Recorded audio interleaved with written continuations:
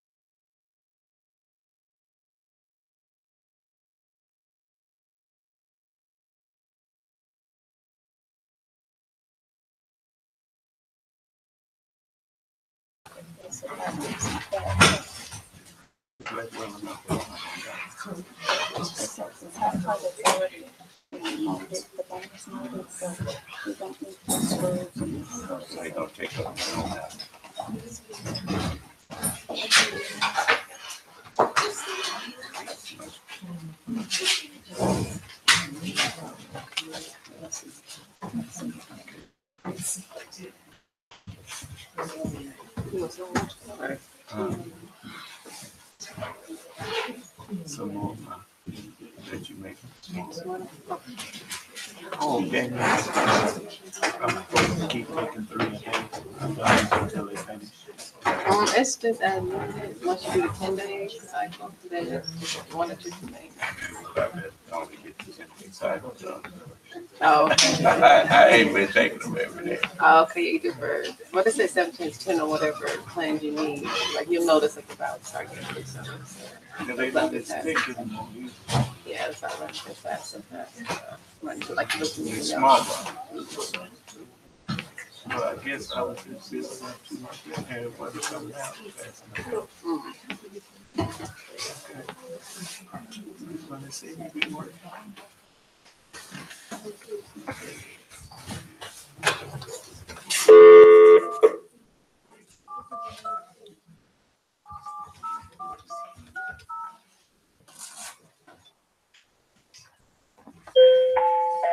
This service is provided in high definition by freeconferencecallhd.com. Please enter your access code accepted. There is one other participant in the conference. How you doing?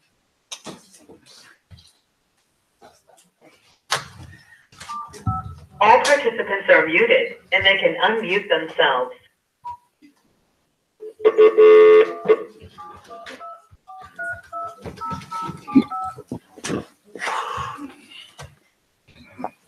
This service is provided by access code accepted. There are 2 participants in this conference. All callers are muted and they can unmute themselves.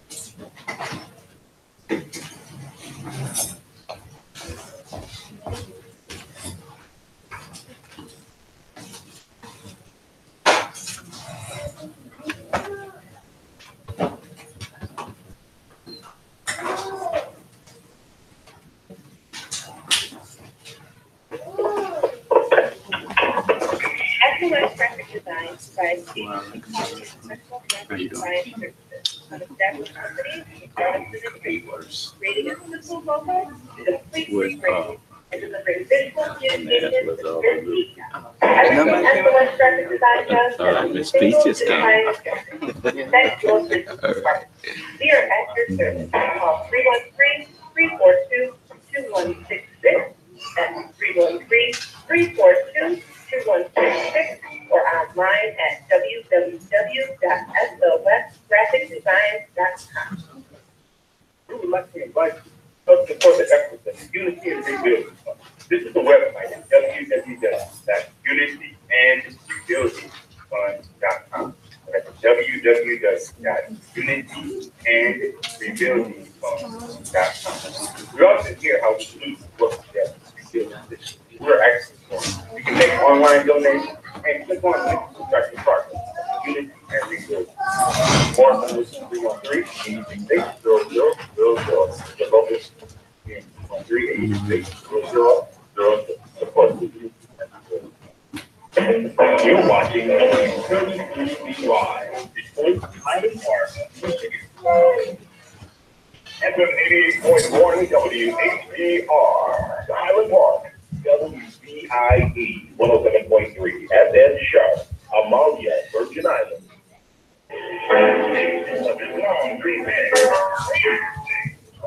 The views and opinions expressed on the following show are not necessarily views and opinions of WWBY, its affiliates, management, or sponsors. This conference is being recorded. Your conference recording has stopped. This conference is being recorded. And every tested that witness feels, no, someone may have. The recording has started. Let's talk to one another. Let's reason with one another. On a Scriptural Discussion with the Son of Man. A live broadcast every Sunday at 12:03. That's 88.1 and Comcast 8. So why don't you call and let's discuss the Holy Bible, Babylon, the Holy Quran, and come to an agreement about the Holy Scripture and the true meaning. So tune in for Scriptural Discussion with the Son of Man every Sunday at 12:30 right here on C33. That's 88.1 WHBR and Comcast 8. You can call in live on the air at every post. 868-0342 and 868-0351. Of course, the area code is 313. That's 313-868-0326, 868-0342, and 868-0351. And now let's go live. Scriptural Discussion.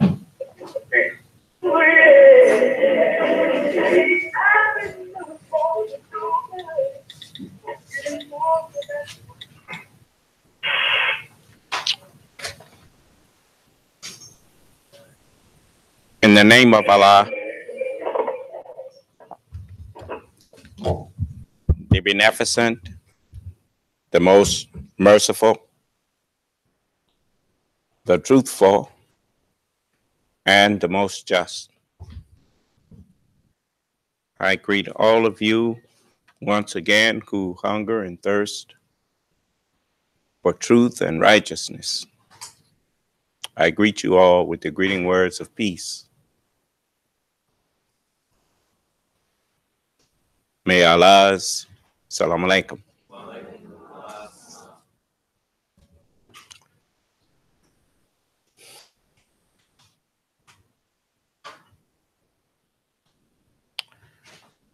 I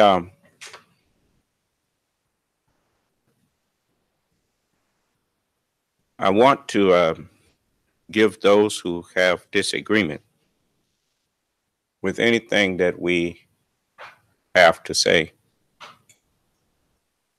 I want to give you that opportunity to express that.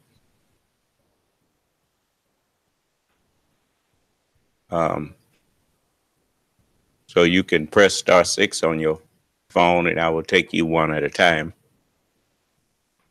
And hear what you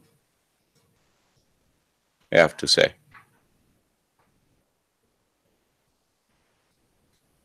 That is the way men conduct themselves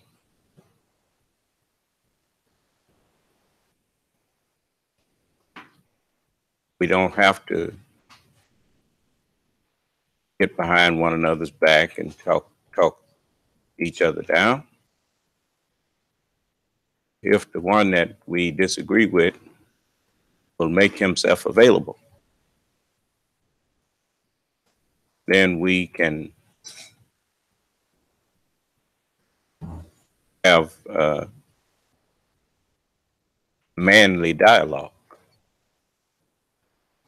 And as the book says, as iron sharpeneth iron, so a man sharpeneth the iron, sharpeneth the countenance of his brother or his fellow man. We are, thank you, baby.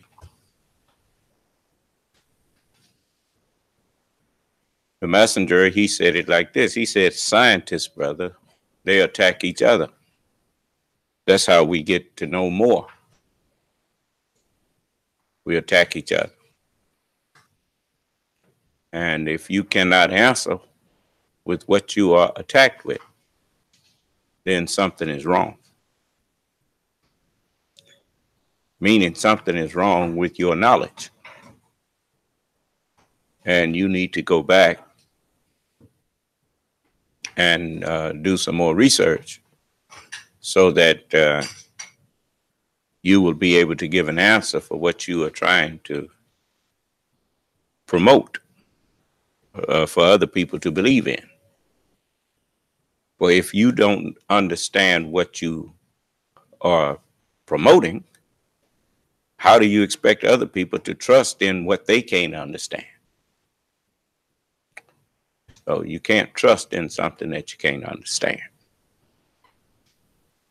Once you understand what something is capable of, or someone is capable of, or something, then that's what enables you to put sometimes your life in danger, like the man on the side of them skyscrapers washing them windows. Only thing between him and death is that platform he's standing on. So he have to trust them ropes, and he have to trust that machine, and you have to trust that platform. And he should have checked it out before he got up there on it. You don't wait until you get up there on it and then decide to check it out. You check it out before you take it up there. And so that is the same. What we did was trusted in religion before we understood what that religion was about. That's every one of you that's a Christian. What did you know about Christianity, and what kind of questions did you ask before you accepted it? Nothing.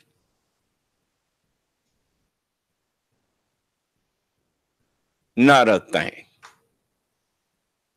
You just went to church because everybody else was going, and the preacher stood up there for maybe 45 minutes and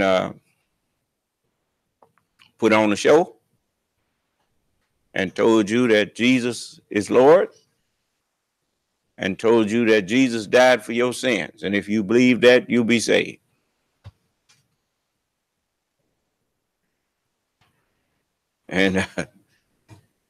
And you heard other people saying they believe it. And you say, I accept him as my Savior. And you got baptized and you went on. You didn't even ask, how does that work? How is his murder? You didn't even, you know it was murder, but you didn't call it murder. And you definitely never asked, well, how is Jesus dying 2,000 years ago going to save me?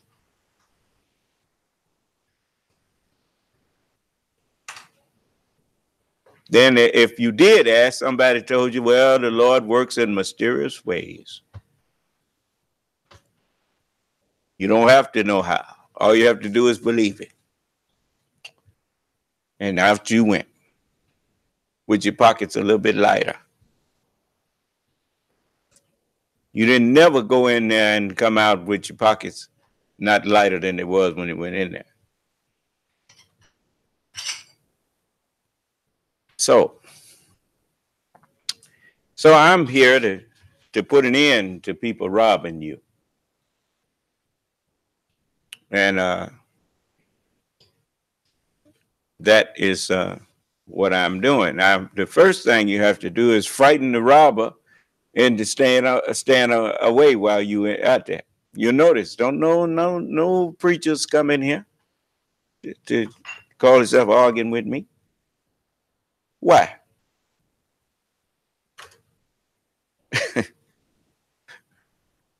They done already listened to me and tried their best. They've been searching them scriptures and searching them scriptures and searching them scriptures. Well, that's what the book says. Search your scriptures, for in them you think you have eternal life, and they are they that testify about me. And you will not come to me that you might have life.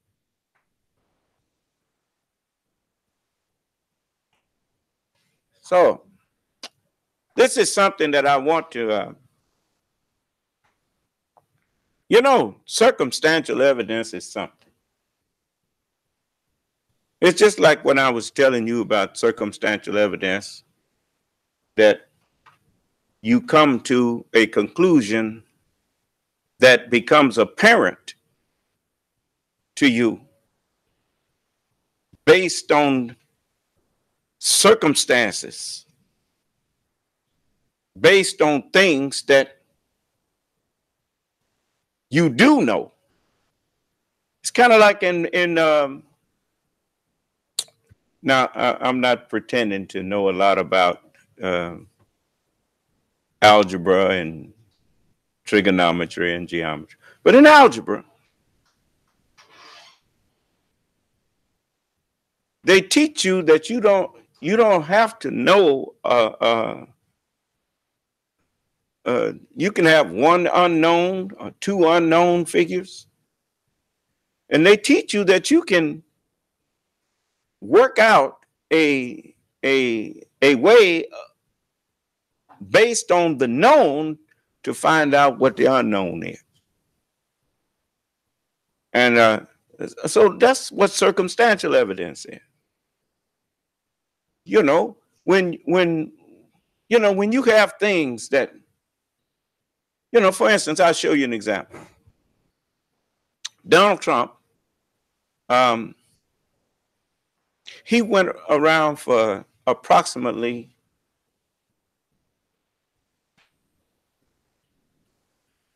I'll just say 6 years,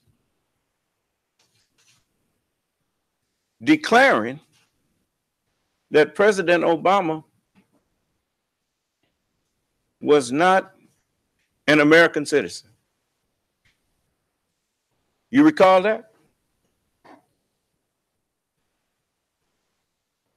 Pay attention to me. I mean, y'all have seen people come in before. They declaring that he was not born in America. Huh? Strange. Huh? But something just happened that now it seems there's a mode of operation for him to get out first. For instance, fake news. Who was the first one to declare that news that was coming out was fake? He was. Isn't that right?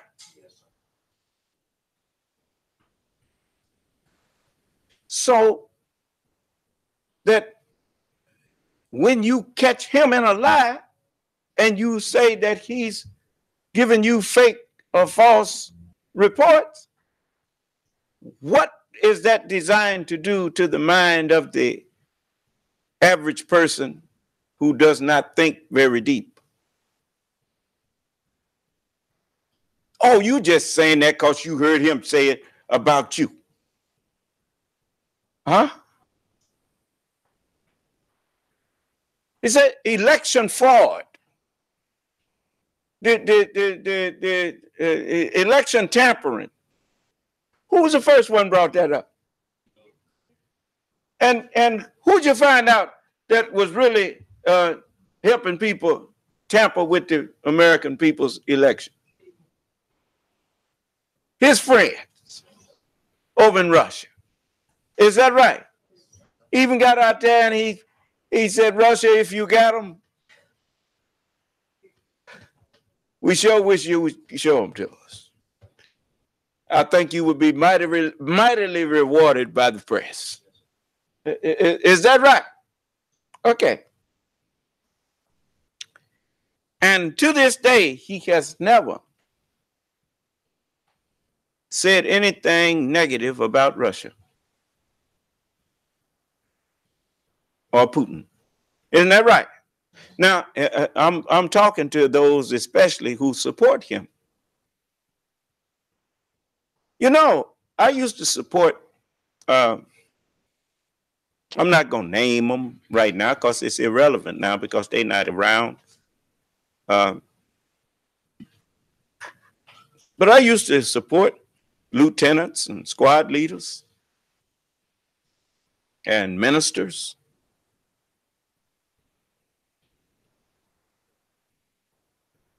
So I know what it's like to support people that don't give a damn about you. I done seen that, but the one thing about me though, when I wake up to the fact that you didn't care nothing about me, I don't convince myself that I don't see what I see. You understand? Now, it's just like I told the captain when I woke up. I told him, I said, y'all don't care nothing about us. And, you know, I looked at him right in his, you know, I mean,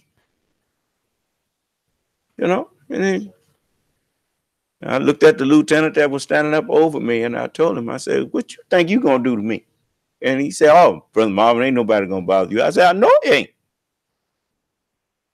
And because I was angry. You know, I'm thinking that I'm working with people that care something about me just to find out they didn't care nothing about me.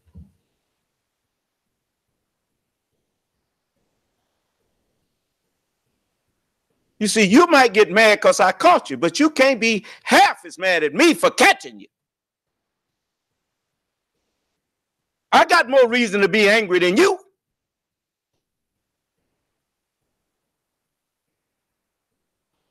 But anyway, so I see people, like I told you. I mean, Bannon probably don't care nothing about me. Bannon don't care nothing about no black people. But I told you, Steve Bannon love America. He love his country. He ain't gonna sell his country out. You see, now when they wake up to you, I'm just telling you, you know, they're gonna be just like I was when I love the Nation of Islam. Ain't no sense you know, I understand dual citizenship because I'm an American, but at the same time, I'm a member of the Nation of Islam, the new Nation of Islam. Matter of fact, I'm the head of the new Nation of Islam. So I understand dual citizenship.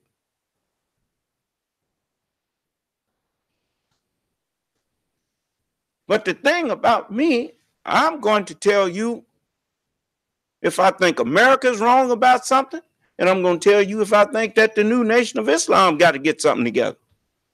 You've heard me correct my own self. And if I think an apology is in order, then you will hear me apologize. It is not, I remember the elders used to tell us, at least it used to tell me. They said, look, show me a man that have never made a mistake and I'll show you a man they never did nothing. It is not the mistake that is as important as it is how you conduct yourself after you learn that you made a mistake.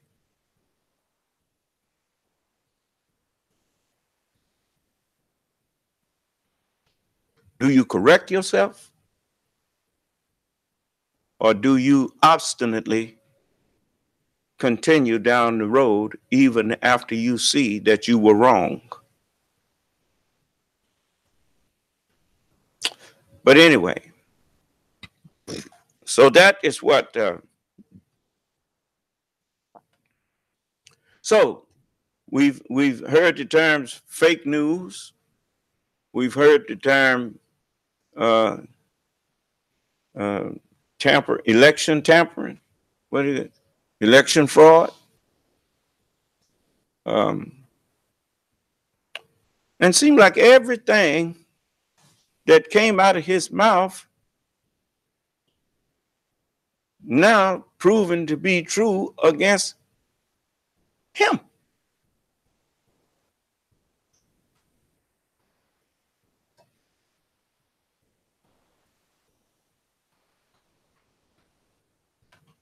But even he sat down and, circumstantial evidence. This is what I'm talking about now. Remember, he introduced the term fake news. He introduced the thing about voter fraud. Huh?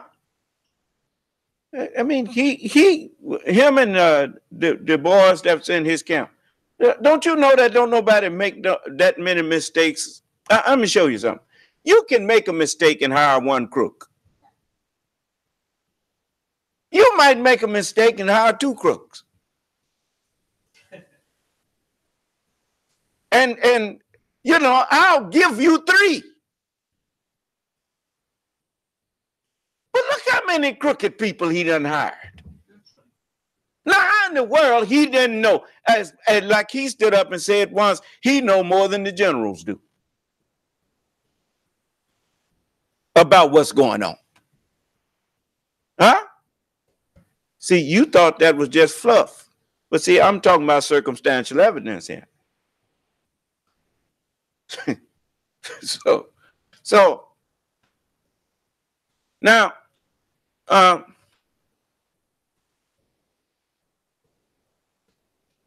he had to know about Manafort's connection to, as they said, the Russian mafia.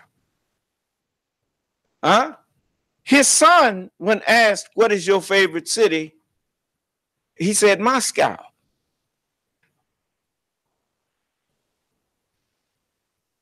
How in the world you declaring a place your favorite place? I'm talking about as a grown man. I'm not talking about as a child. I mean, if you had asked me what my favorite place was when I was maybe 12, I might have told you Disneyland. I mean, you but as a grown man, you're not going to hear me say Disneyland or Disney World. That made something you get out from a child. You ain't going to get that from me. Man, that's me, my favorite city. It goes without saying that they're not talking about outside of America. They were talking about inside America. He just volunteered that. Do you know how many times that boy had to be in Moscow in order to declare that's his favorite city? He ain't no child. That's a grown man. He said it just as, Moscow. And he was being interviewed on the national news. Well, he was on MSNBC or CNN. That's international news. So Russia had to see it. Huh? I'm just talking about circumstantial evidence. Now, in a circumstantial evidence case, every piece of evidence that you present must imply the same thing. If it does not all point to the same conclusion, then it may be circumstantial evidence, but it's inconclusive. Do you understand? Because if there's any gap in there, if there's something that you did that don't add into that scenario that you build into, you can forget that one. Because that's the way out. That's not ironclad. You see, you got to have everything adding up. Now we had fake news, we had voter fraud,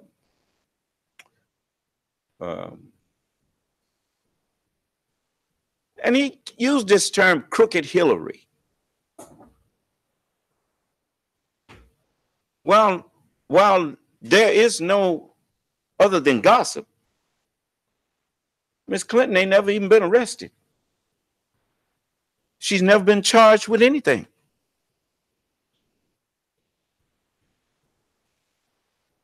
Then why would you be calling her crooked? I mean, when I first moved to Mississippi here and got those Cadillac limousines, we had a couple of Cadillac limousines, and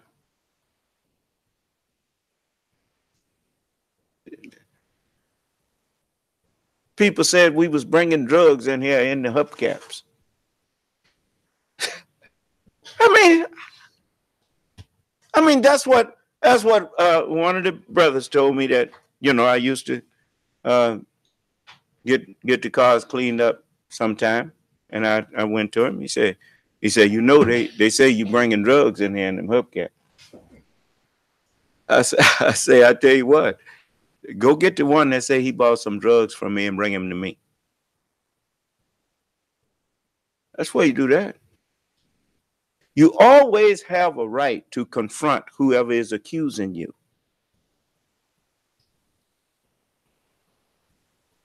You know, when people don't like you, man, they would jump and run with any negative thing they hear about you, whether they don't even bother to check to see if it's true.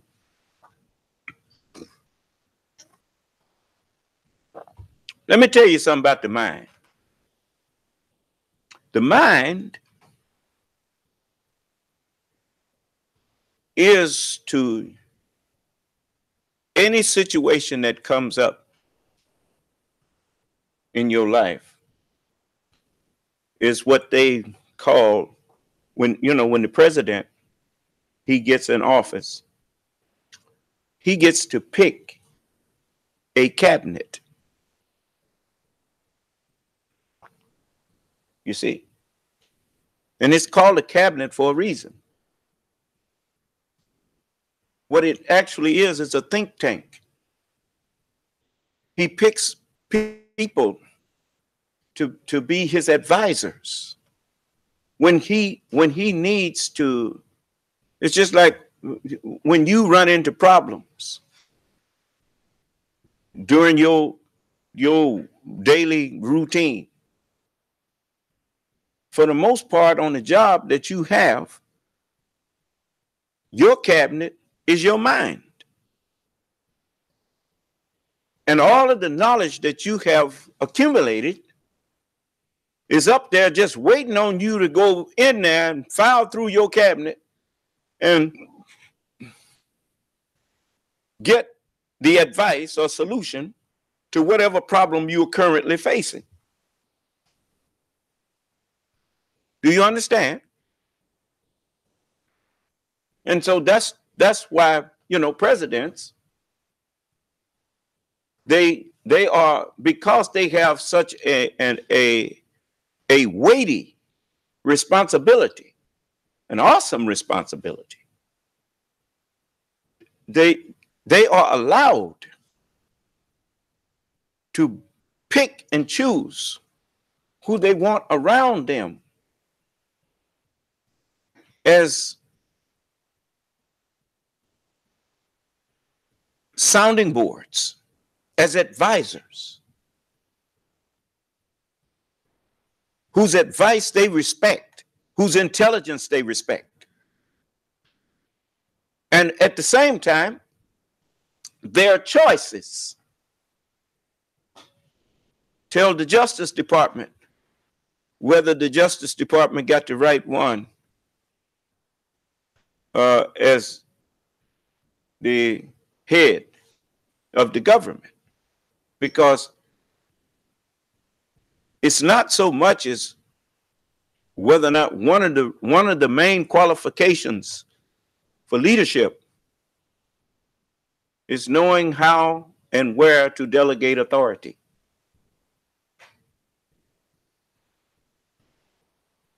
You see? And so when you make a mess of choosing a cabinet, then you manifest that you are not really qualified to be. If you don't know how to be over a cabinet, how in the world are you going to be over the whole house?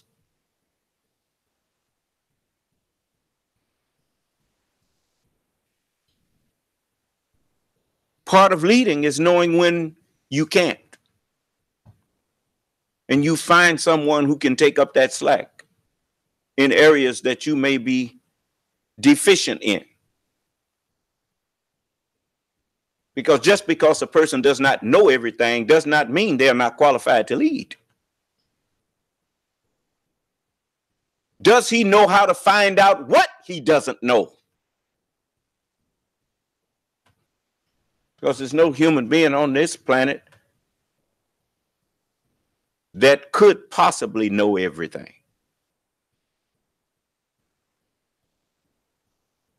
Including me. But I do know how to find out what I don't know. And eventually I find it out. But anyway, so this man have picked a bunch of what we finding out now, confessed crooks.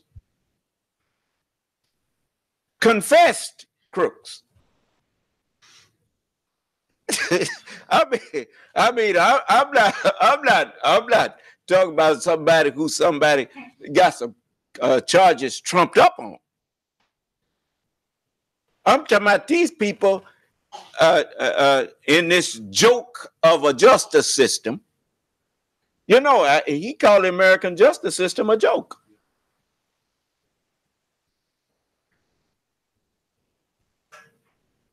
You know, I found out that, oftentimes, it's just like with me.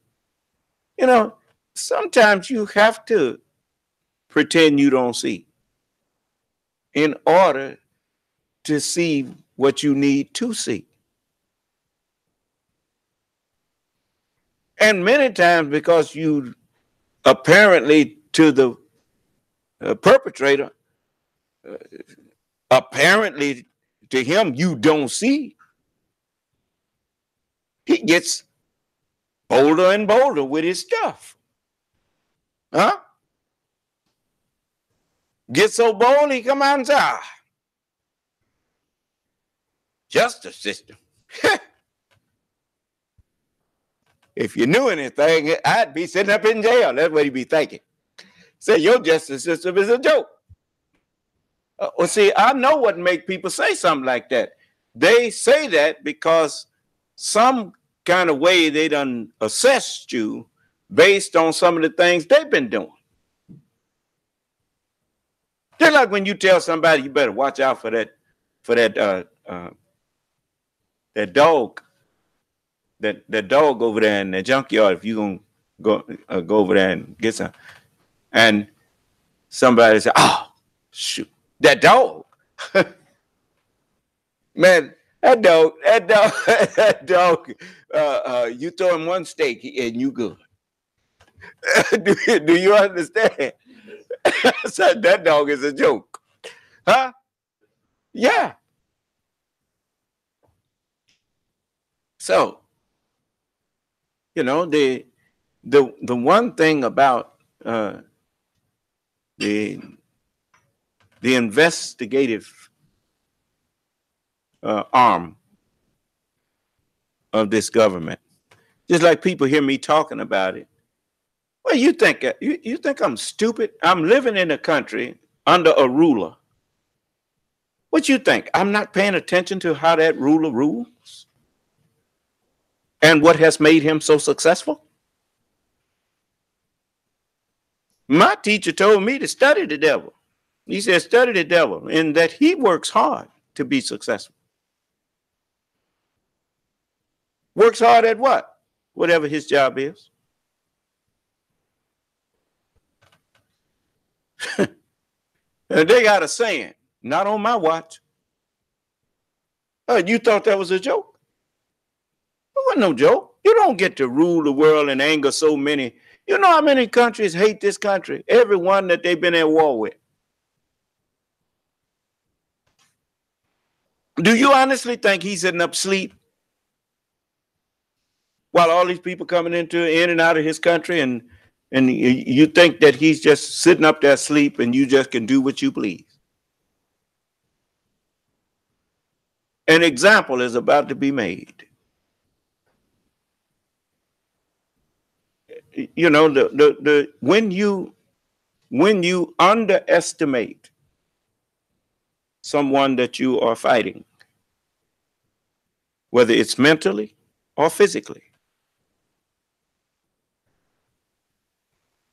you've lost and don't know it. That's what armies do. It's just like when a boxer is boxing, he may like that, and if every time he do like that, you jump. Oh, he can fake you. He's you know, he'll drop his guard on you. Ali used to do that. And while they looking at his guard being dropped, they don't know what he finna do with that right hand. Do you understand? And next thing you know,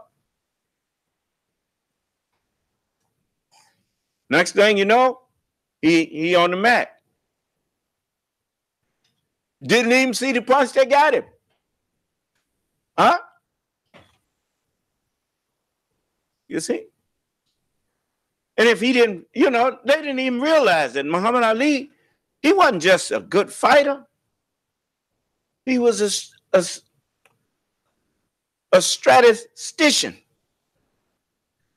The man would be standing up talking to people, talking about them and getting them all upset. And you know the worst thing you can do when you get in the ring? Be mad. I mean, you can't think when you're mad. You got to be calm so that your thoughts can be collected and you can see clearly. But, I mean, it's one thing to act like you done went mad. It's another thing that really done went mad. You notice, I be talking to people all the time. I'll raise my voice. They say, oh, you don't have to get mad? Well, if that's what you think. But if I'm so mad, how come I remember everything you said? I know what you said. You ain't got no ruffle out of me. You are the one that, and I can tell you this. Because your mind ain't about as deep as the mind that Allah have put in me. And so you're not you ain't kicking up no dust. You just think you are. But anyway, that when the last time you heard somebody say Islamic terrorists? I didn't hear you. Well, then, now, do it sound like I don't have no authority? Coming out here lying on me, trying to set me up. So I'm supposed to hide because I'm a Muslim, because Yeah, you done poisoned the people's mind about Islam.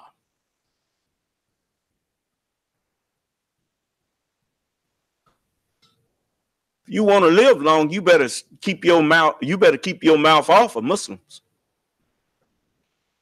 God is a Muslim.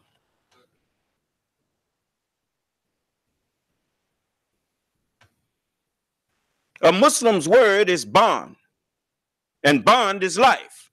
Broke his word.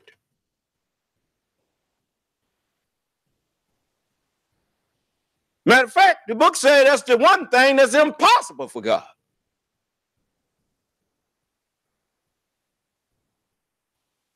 It's impossible for God to lie. Why? Because God is the truth. The truth don't lie. The truth can't lie.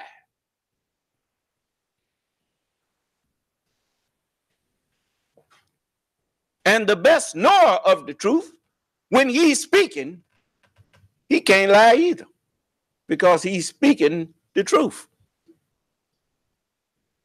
That's why we can offer you $20,000 if you catch us lying, and our life.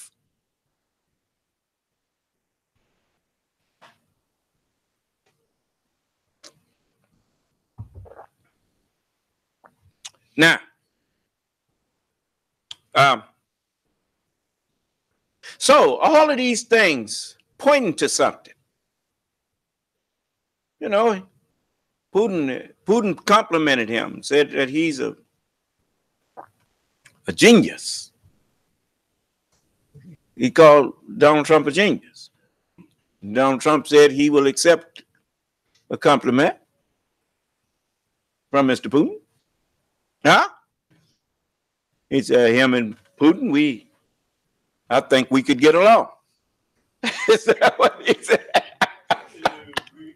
Yeah, he said he can get along with it. And I remember in this movie, The Wiz, what the fat witch named Mabel? You remember the witch that said, "Don't bring me no bad news." No bad news. Evilly. You know, Eveline, she sung that song, "Don't bring me no bad news." Huh? Is that right? Don't you bring him no news about Russia.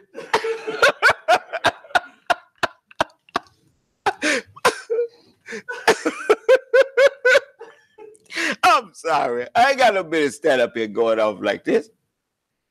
But it is funny. You know, a spider that get caught in his own web, brother. That's a mighty poor spider.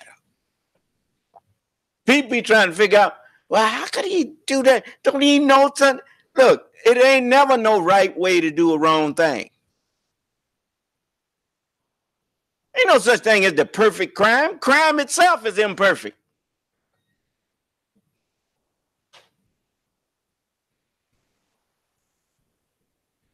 The minute you start thinking that you can commit the perfect crime, you've deceived yourself.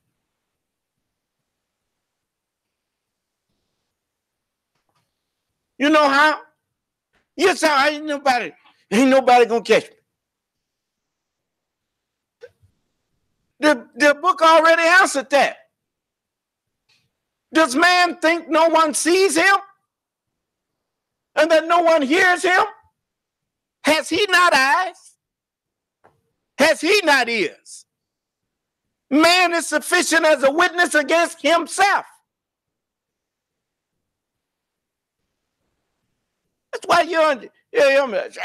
I'll take that. You want to take a lie detector? I ain't got to take no lie detector. That's because you're lying. You ain't figured out how to stop that heart from beating so fast. When you go take yoga. You know, I mean, man.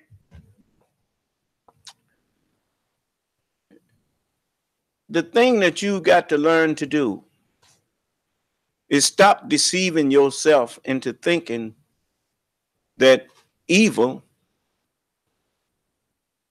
is inconsequential. The way of peace is clear. That's why it's written, I make peace and create evil. Anything other than the way that Allah laid out for man to live is evil. There ain't but one way. You hear people, well, there's more than one way to skin a cat. It ain't no more than one right way.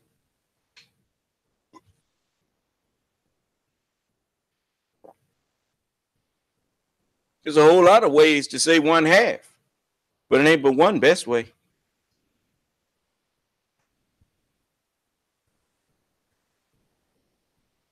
And until you say it the best way, your mathematical teachers taught you that your answer was wrong.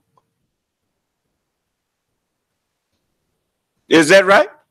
Until you can reduce the way to say it to the simplest term, your answer is wrong. It don't get no simpler than 1/2. Huh? That's 1/2. What is 1? Half of 2. Is that right? That's it. It don't get no simpler than that. So now,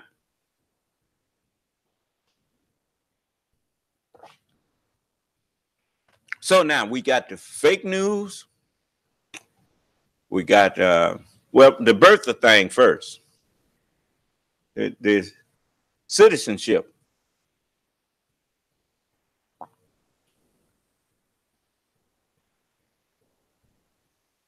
He never said Russia's justice system is a joke. Huh? He admires Putin. Of course, Sarah Palin admires him too. There's a whole lot of people sitting up done wiggle their way, worm their way up into the government that envies a dictator. Huh? Yet they serving in a democracy. That's strange. But anyway, let's see here. And look at all of these people them 13 Russians that was indicted in this justice system that's been a joke. Huh? Didn't nobody even know they was being watched, huh? Where they at now? They indicted. Huh? He said a witch hunt. Looking for something that ain't there. Huh? Oh, well, it ain't there because he thought he wasn't seen.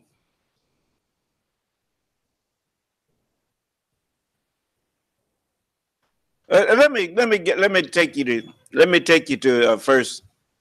Let me see, investigative 101. When the FBI asks you a question, they already know the answer. That's the first thing. They wouldn't be asking you if they didn't already know. They just want you to lie to them. So, I mean, if they done came up and knocked on the door and say, here we are. The handcuffs ain't far off. I told you, you should have stayed out of this. Allah said, leave me alone with him whom I created and gave him vast riches. What's the richest country on the face of the earth? America. gave him vast riches and sons dwelling in his presence, and yet he desires more. Huh? But you were told to leave me alone with him. What that mean? Ain't none of your business.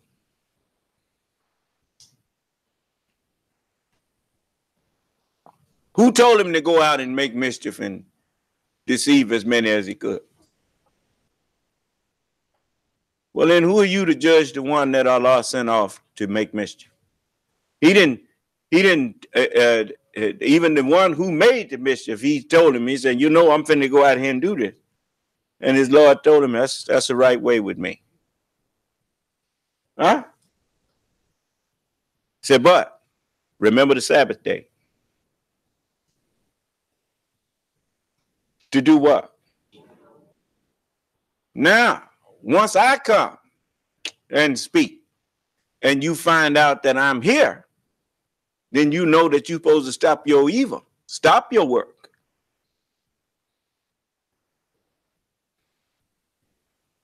And Russia ain't the one that you got to answer to. The one you got to answer to standing here looking at you.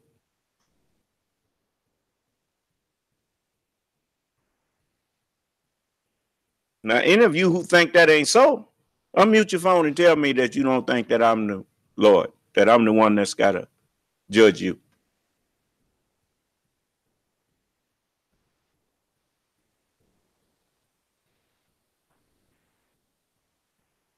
You see, you might be a racist, but I'm not.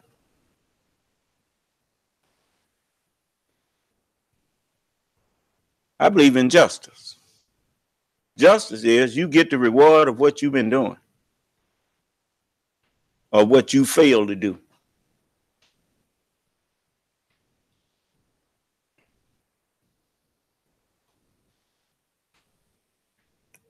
So, you'll notice, you ain't heard no, even when I told you that the white man is the devil, you heard the Honorable Elijah Muhammad say that, and everybody was hollering, that's hate teaching. How come it ain't hate teaching when I say it then? And if it ain't hate teaching when I say it, it wasn't hate teaching when he said it.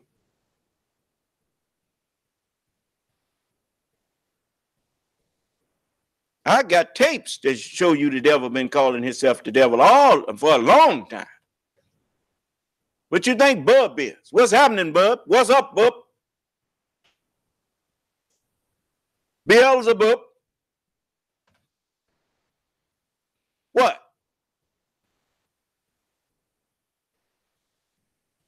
But you notice, the devil, he called God his Lord. He said, my Lord. When he came to present himself before the Lord, he said, when the sons of God presented themselves, the son of perdition came. He presented himself. Every human being on the earth is the offspring of the black man. And whether you like it or not, the black man is the supreme being. You said God is the supreme being. Well, which one of these beings on the earth is he? He sure ain't somebody that had a daddy. The black man is the only man on the planet didn't have no daddy. But he is the daddy of everybody else. Let any people other than black man stand up and say that you created yourself. You came out of our semen. We the only created man on the earth. Wasn't no man before black man.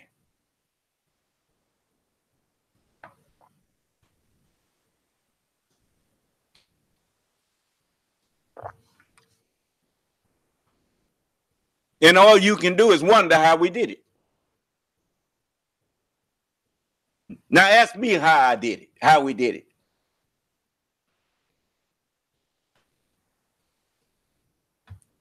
And I'll tell you, you don't know, do you? Well, that's the truth. So I almost quit jugging at you since ain't nobody trying to argue. Now, let's get back to this circumstantial evidence. He started by accusing President Obama of not being an American. Even though President Obama didn't go to no private school and his daddy didn't have no silver spoon.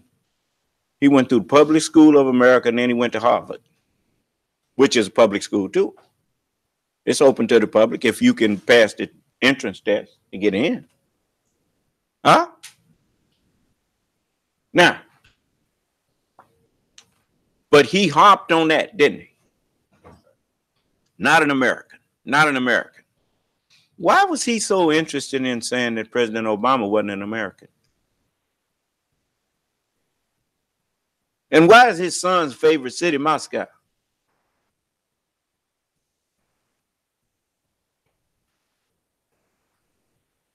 Well, let's dig a little deeper.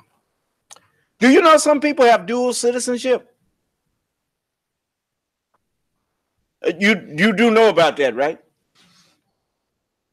Now, I'm wondering, how many other presidents than this one have had dual citizenship?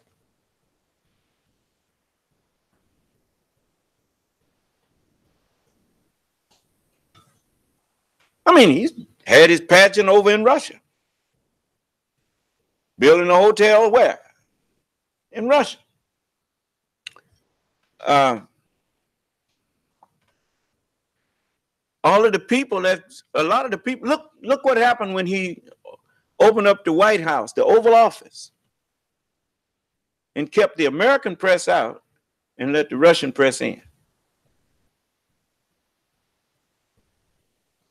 All playing into the scenario that the American justice system is a joke.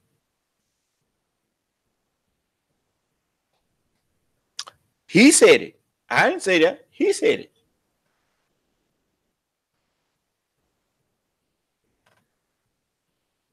Now, I think that some of you need to ask him how long you been had dual citizenship.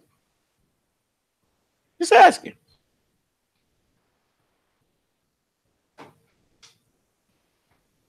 That's why he won't say nothing about Vladimir Putin unless it's something good.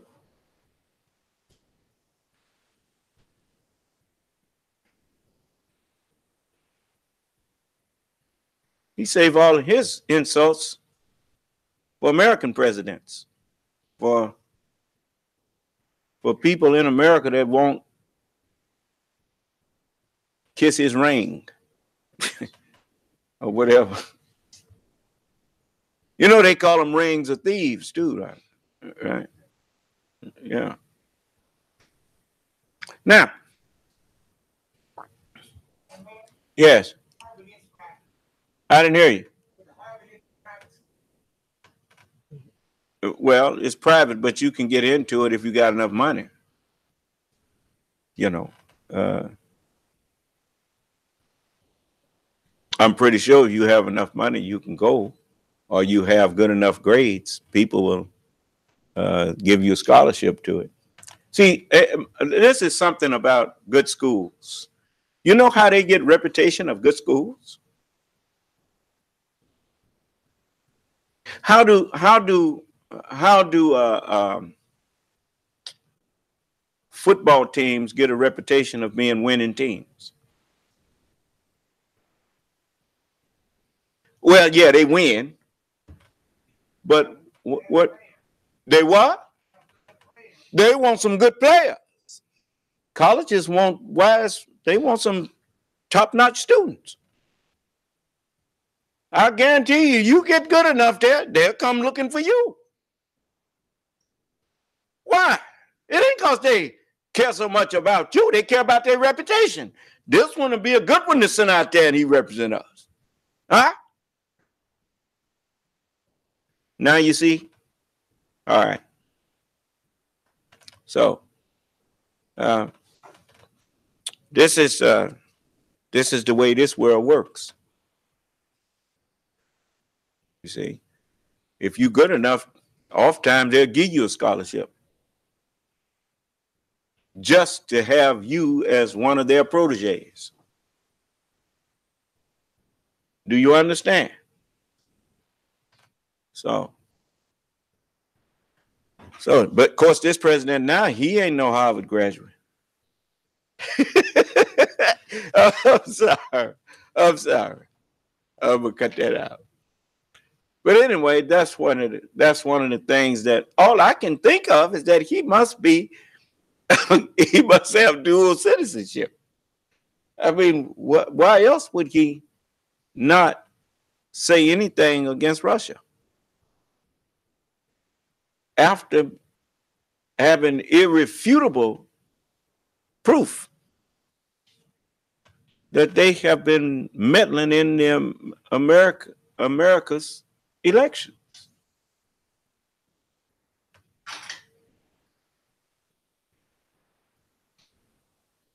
Well, that's why, you better be careful letting him, he go over there in Air Force One and he won't be back. So I'm just telling you. I mean, it's not unthinkable. So just remember, all the evidence points to, I mean, you say, well, he's scared because I don't think he's a Russian citizen. He's just scared Putin may have something on him. Oh, really? There's a man that you saw a tape of him saying where he grabbed women by their private parts. What do you care about something like that? All he do is say, what I did as a private citizen ain't got nothing to do with that.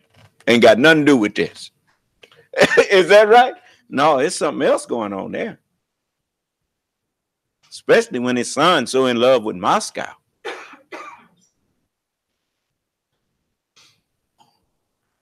But anyway, now I'll leave it alone. Now that you have your thinking caps on. So I'll let you do the rest. I told you, I'm not here to tell you what to think. I'm here to teach you how to think. You see? So if Obama, here's a man that convinces himself of things to justify what he's doing. And if Obama wasn't really an American, then if he's more leaning toward Russia than he is his citizenship in America, well, what's the big deal? They just had one in that it wasn't no American. Of course, ain't no telling what certain things they wouldn't tell you if they knew it. Coming from me, it's just somebody stand up here spitballing.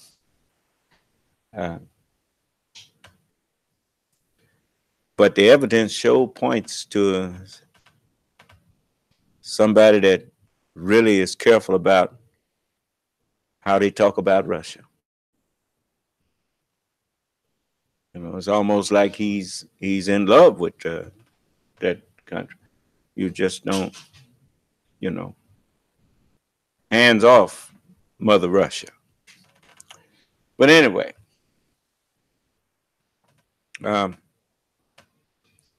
let's get on into something else now. Excuse me, sir. Yes.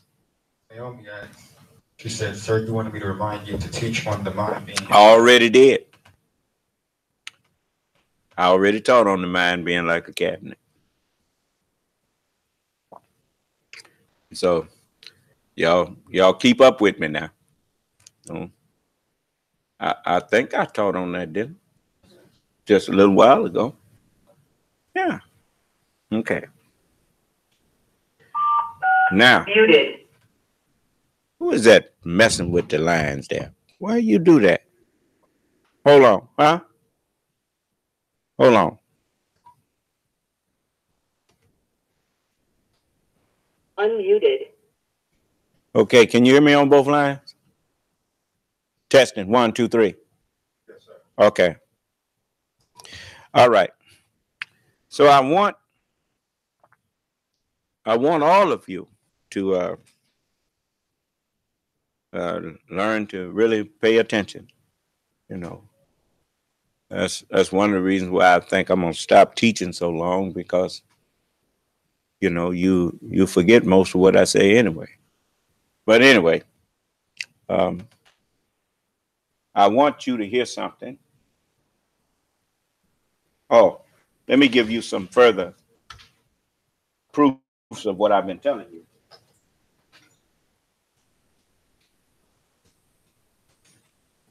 Two big stories that are breaking right now. One, a rare leak about the Russia probe coming from witnesses who were inside the room. After all the discussion of obstruction, Bob Mueller right now is back to collusion and back to Donald Trump. Here's the story. Mueller's investigators pressing witnesses on a question that we know the White House fears most. Now, watch. They're going to tell you about what collusion really is in a minute. See, like, it ain't no, collusion ain't the crime. They don't use the word collusion. They use the word conspiracy. But when you look up collusion, you discover that it means conspiracy. Do you understand? But now watch this.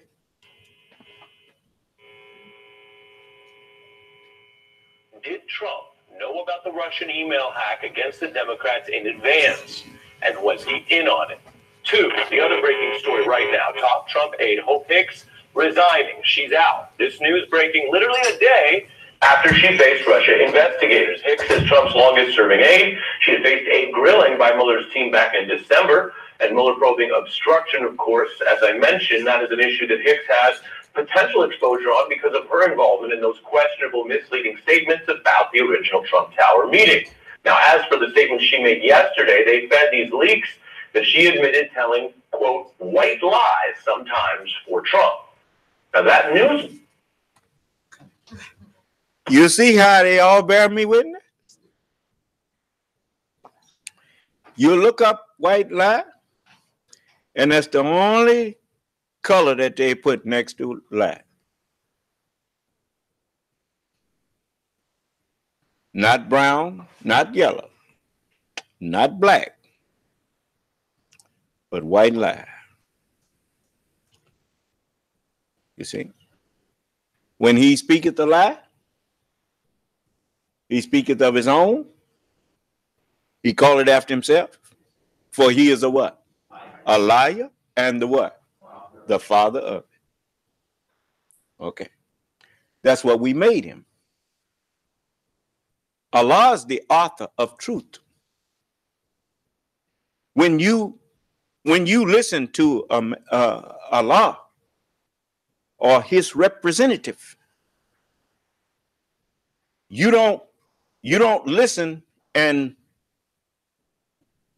misunderstanding is created in your, I should say, falsehood being created in your mind when the truth comes. Now, the truth have come now. You notice as you listen to me, I'm not the author of confusion in you. I'm the author of peace. I'm the author of doing away with the confusion that you had about religion and about anything else I talk about. You see? Allah is the author of truth. You see? That not in the sense of you creating truth. You don't create the truth, but you do create the truth in somebody's mind. Do you understand? Because before I spoke to you, it wasn't there.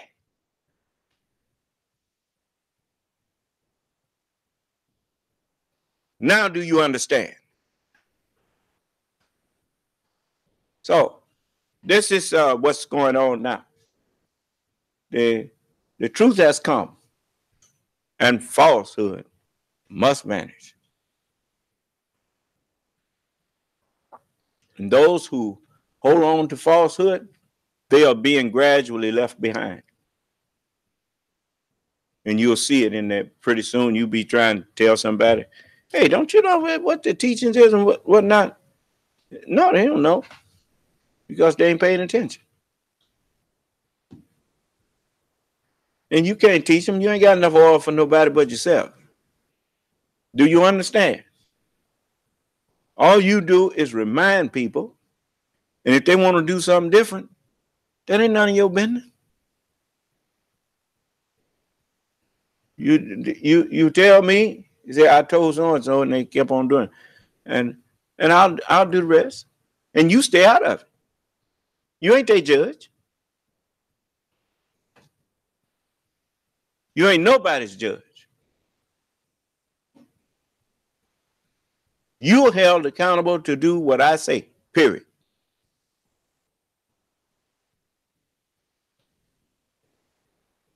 And if you don't, then I'm free of you and you free of me. I ain't going to take the blame for nobody who didn't obey me.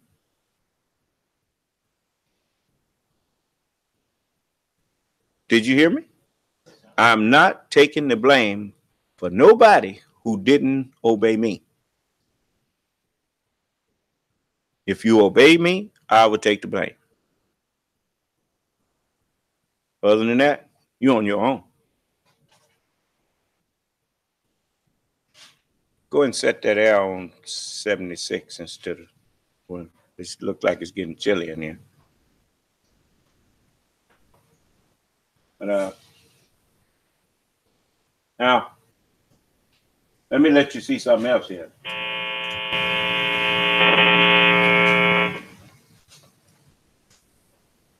Because Hope Hicks was required under law to tell the truth to Congress. And it appears that in that setting, I should say, and in that sitting, because she's sitting with the investigators, she went ahead and did something important. And I want to be clear about this tonight. It appears that Hope Hicks did tell the truth about the lies that people had been telling for Trump when they worked for Trump. And Hicks is not the only witness dropping truth bombs right now. Witnesses who face. Now, you remember when I said that Donald Trump, every time something news come out about something he been doing, he'll say fake news, and then they come out and start lying. That was the what you call dog whistle word, fake news. Then you throw a lot of lies out after somebody tell the truth on you. He said now he got it. Hope Hicks then came out and said she used to lie for him. Huh? Lie for him when? When the truth about him come out, they get out there and lie. Do you understand? He called for fake news. You see? Fake them out with the, as they say, if an unrighteous man brings you news, do what with it? What if you had did like I did? You see, you all who trusted Minister Farrakhan, he there telling you about Miss Clinton is crooked. What was Gaddafi? Was Gaddafi a good man? And he said that's his friend. Gaddafi tried to tell him that he would put the wealth of Libya behind him if black people in America would rise up against white people. You know what that was tantamount to telling him? If you can convince black people in America to commit suicide, I'll give you all the wealth of Libya.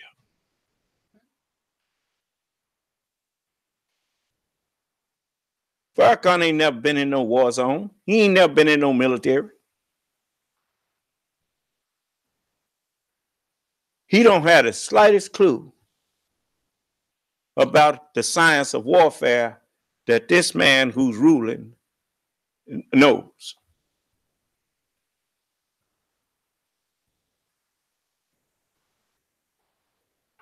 Here you ain't. What do you know about warfare with carnal weapons? If how could you when you ain't got no weapon munitions factory?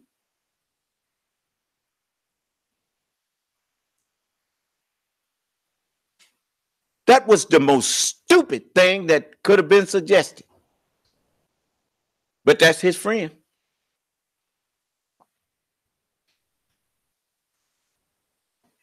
Miss Clinton All her life, adult life, she's been in some politics, doing something in American politics, serving her country. And you notice, I tell people all the time, you think I didn't see a lot of that stuff on there? Talking about Miss Clinton was in the White House doing wrong things, and Miss Clinton was doing this. What do you know? How would you know any of that? Were you there? Then it gets to the nitty gritty. So-and-so told me. Well, why so-and-so hiding and ain't coming out saying it?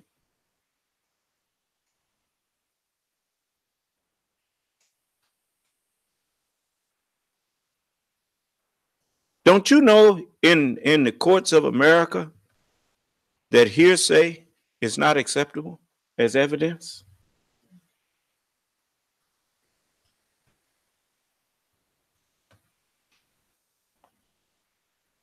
And you know, the first thing out of the ignorant man's mouth is, well, it ought to be, until he get on trial. Then when somebody get up there and bring some hearsay about him, and say, oh, that ain't true. Well, you said hearsay should be accepted. You change your tune mighty quick then. Be talking about how it ain't fair. You know, you seem to thought it was fair when you was doing it to somebody else.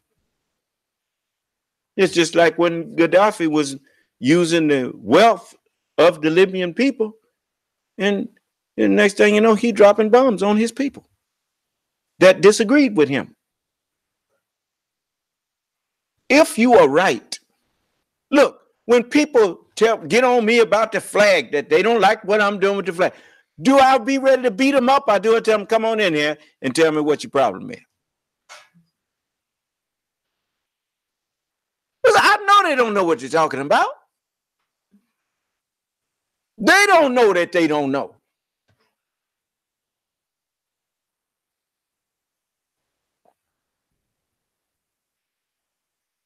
And anything that I do that you disagree with, you got a right to question me about it if you want to. But don't ask the question if you don't want to hear the answer. Because you might wish you had never asked.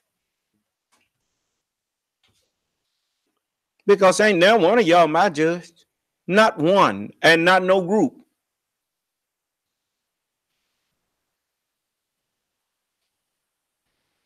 Allah didn't put me here to be judged by you. He put me here to judge you.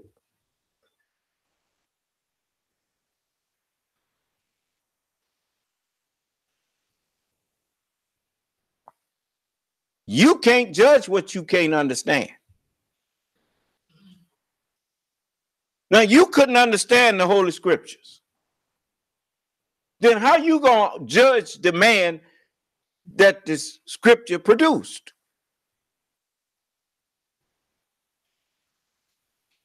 In the volume of the book, my mind came. That's why I'm able to ascend up into it, because the mind that's in me came from it. Now, how you going to judge me?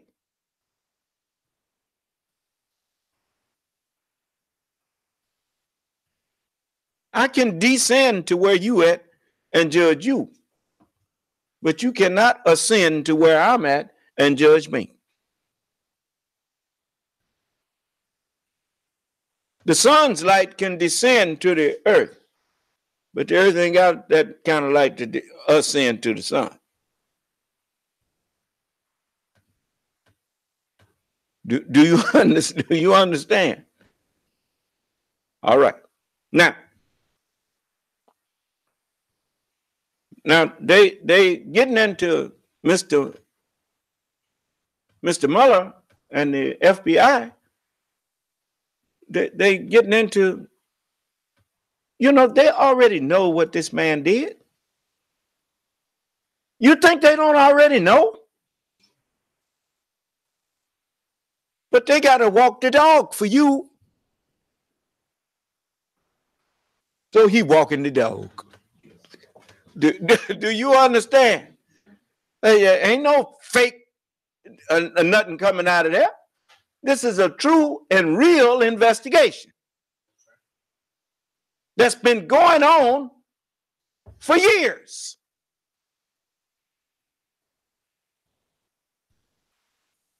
See, that's when they fired Director Comey, that's how you got to see that America is a nation of laws and not of men. Director Comey may have been the head of the FBI, but the investigators and the investigation proceeds whether he's there or not.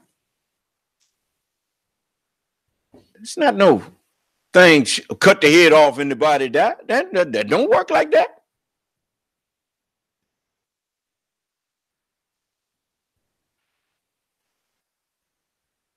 These people trying to destroy America from the inside. Now, did you think that the patriotic people in the Justice Department and all that kind of thing were just going to stand by and watch you destroy their country? There's people in that man's own camp there pretending to be with him and reporting everything he doing. They paying him back. They paying him back.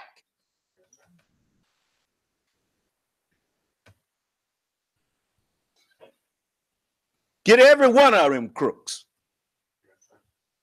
That's right. If the best thing you can do is slip around trying to set people's house on fire because you jealous,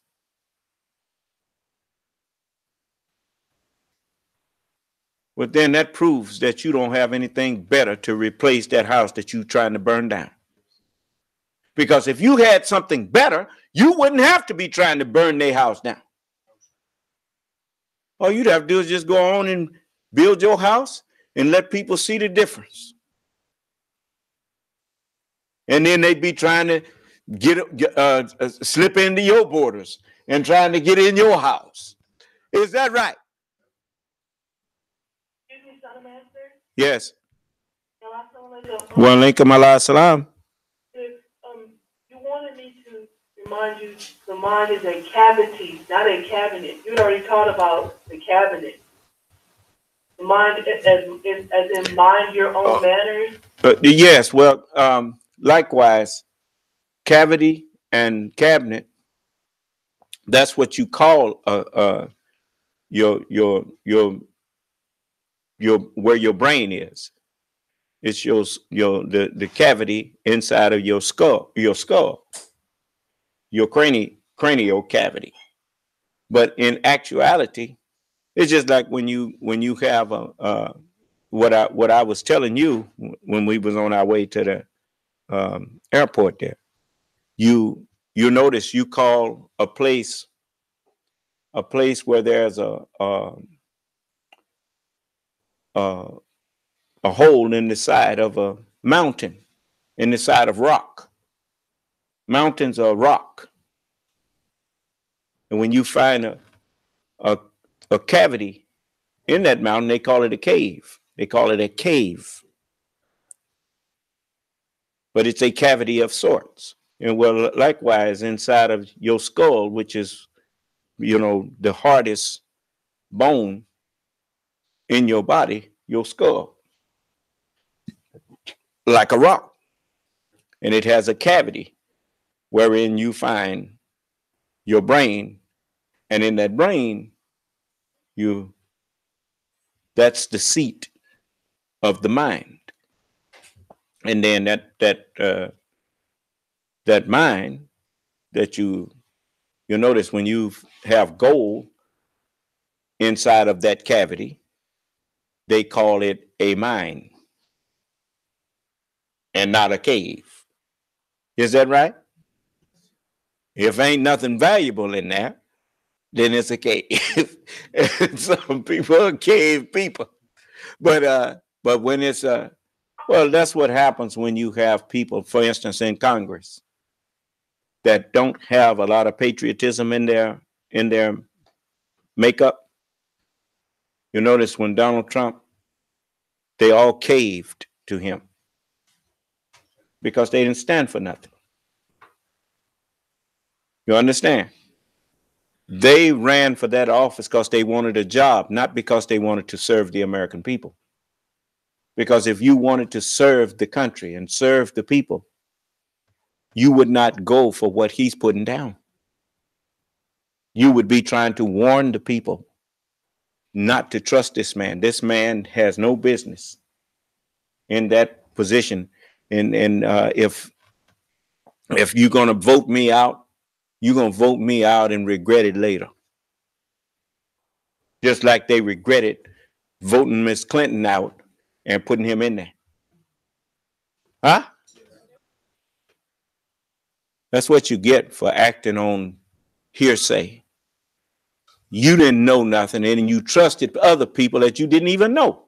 You just on the internet and listening to gossip. That's why that stupid man, Grover Norquist, and I call him a stupid man, he got out there in front of the whole country and told them that he wanted to reduce your government down to the size that it could fit in Putin's bathtub. I know he said into a bathtub. He didn't say Putin, but now we know whose bathtub he wanted it in. So when Putin taking a bath, your government taking a bath.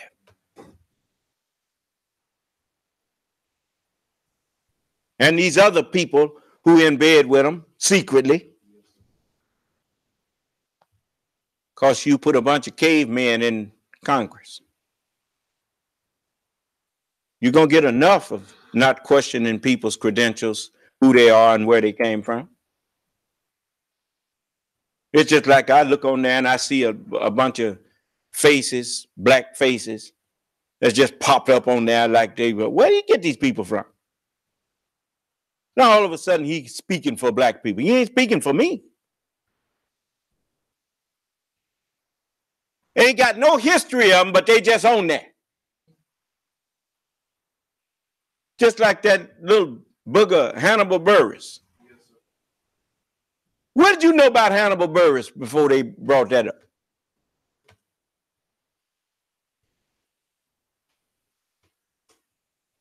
Put him out there to slander a man and then gave him a show. And it lasts, what, a week?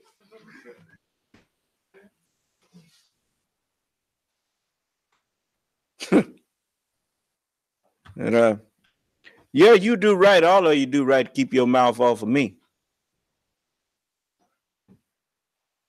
Because I ain't did nothing but told the truth on you.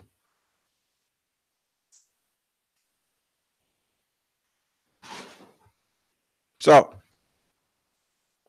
now this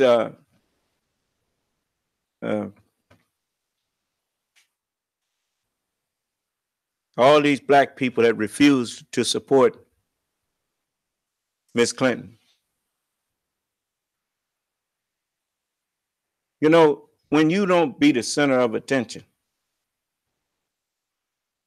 when that's all you really wanted was to be the center of attention,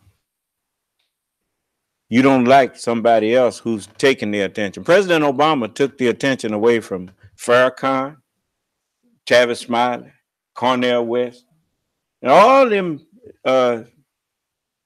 people, black-skinned people, who were looked up to by black people. President Obama, once he became president, it dwarfed them. And you know, when all you want is attention, you get mad at the one who now getting your press, getting your attention. That's why they all turned on President Obama. You notice, you heard Farrakhan say anything about Donald Trump? Has he said anything negative about Donald Trump? Do you suppose he got paid like your boy, what's his name, the hair, Don King? Huh? I mean, all these fellas that was so adamant against President Obama been eerily quiet, huh?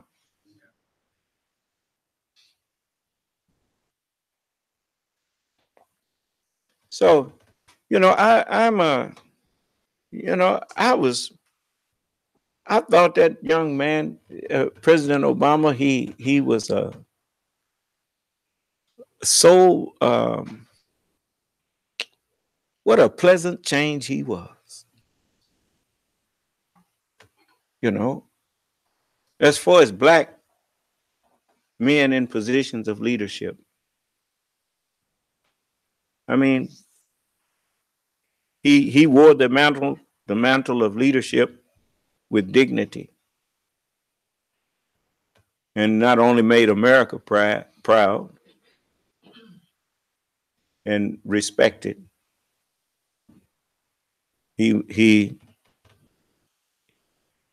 gained some measure of respect for us as a people. I'm pretty sure Black Panther is part of the result of President Obama. Huh?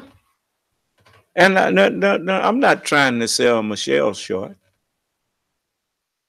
because she was a very dignified lady, and is a dignified lady. And she conducted herself in the tradition of first ladies. No scandals around her. Huh? Even when we had presidents that were sorry, and first ladies always, you can't think of none that the people didn't always think had represented America well. Huh? Including Miss Clinton. And what'd you give her for it? Gave her a reputation. What they say, lock her up. Now, everybody who was, what's your boy name, Flint? Michael Flint? Who done pleaded guilty and need to be locked up? But she's too dignified to rub it in their face, saying, lock him up, lock him up. When everybody who was hollering, lock her up, who was leading that slogan, was the ones that was the crooked ones and the ones that should have been locked up.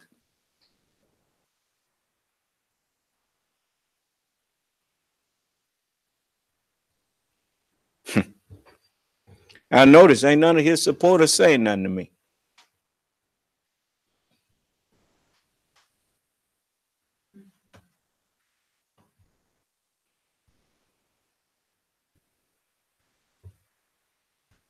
How in the world can he, with all of this investigations and stuff going on and spending his time tweeting and whatnot, how he got nerve enough to try to take credit for how the economy is doing? That ain't got nothing to do with him. That has to do with how President Obama and that administration left this country in good shape.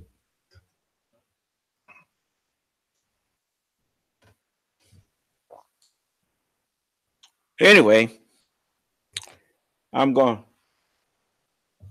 to let you hear something else. Let's see. Just a little bit more of this. Mueller telling NBC tonight that the questions that he's asking now focus on whether Trump had inside intel on Russia's campaign hacks, the connection, of course, he drew himself during the campaign. Russia, if you're listening, I hope you're able to find the 30,000 emails that are missing.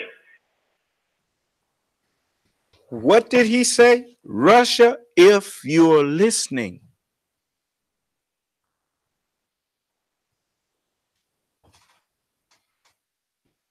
That's generally what you ask somebody when you know they're supposed to be listening. Huh? You be talking to people. Can you hear me now? Are you listening? If you're listening,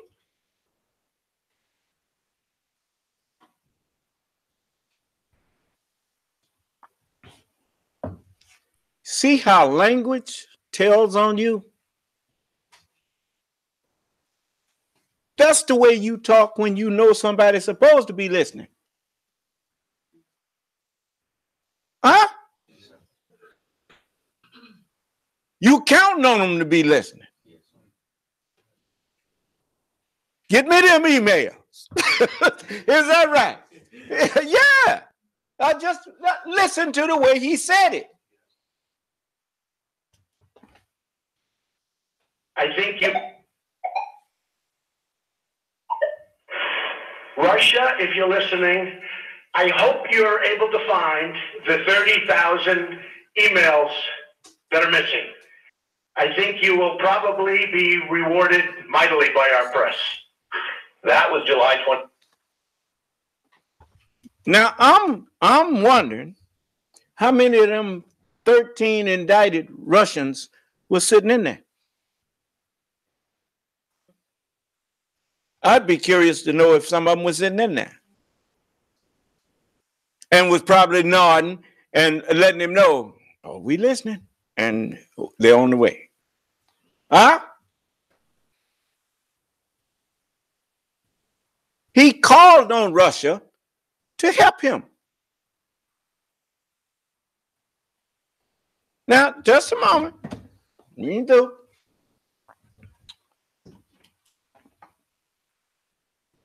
Seventh, 2016. Within 1 week of WikiLeaks releasing Democratic emails, Mueller now asking if Trump knew then that Clinton chief John Podesta had been hacked, or if Trump.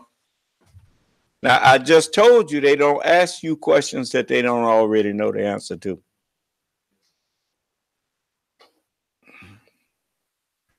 Got tapes too. You know how you run your mouth and you boasting about what you've been doing. Once they start investigating you, they got reason to wiretap you. They got reason to tape what you say. When they find out you involved in crooked stuff. Your right to privacy don't include your right to commit crimes secretly.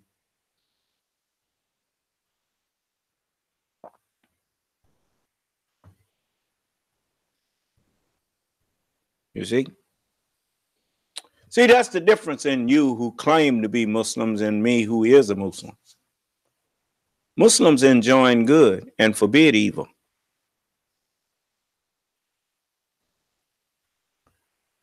We are not people who go around undermining governments of people.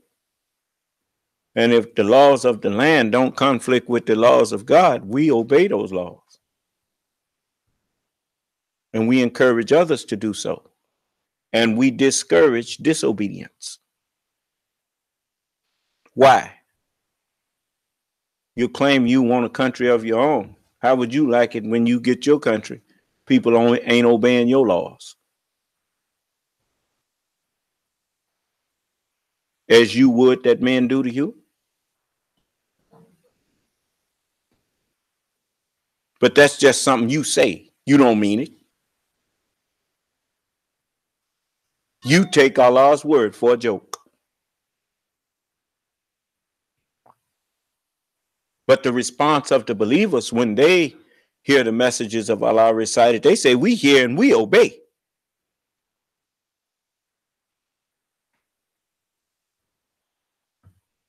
So, let's see what else he said. Was told to ask Russia for help, or if he tried to coordinate how the emails would come out. Now, if all that sounds bad, it's because it's bad. This new NBC report is legally significant for a pretty simple reason. I'll just lay it out. It shows this inquiry is now about Donald Trump's advanced knowledge of a crime and his potential participation in a crime. The word for that kind of thing is conspiracy. Conspiracy is, of course, the legal charge associated with what we've all been talking about for over a year, collusion. Now, that doesn't mean everything I just said, which is bad, does not mean that Donald Trump did it. It just means that Bob Mueller right now has reasons, has some kind of evidence for asking if Trump did it, and suggests Mueller is still bearing down on that big... Did you hear what he said? If he got reason to ask, he already know.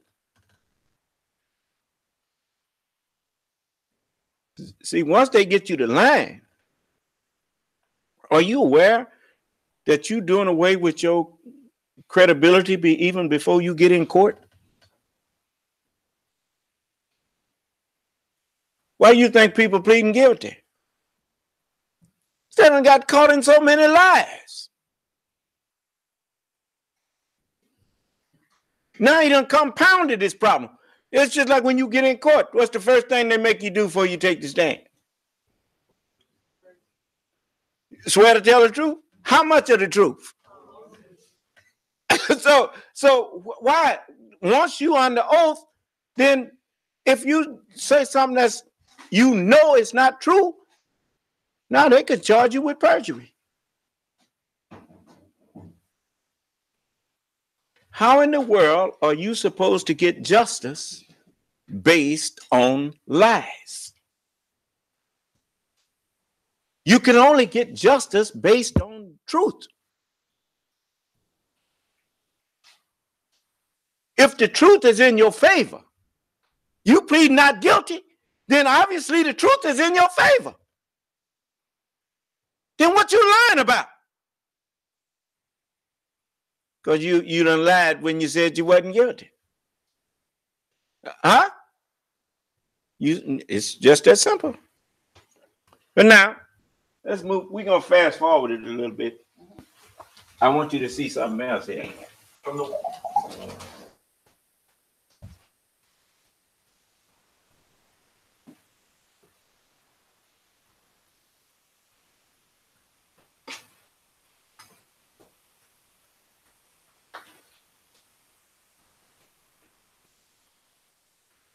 Now watch this.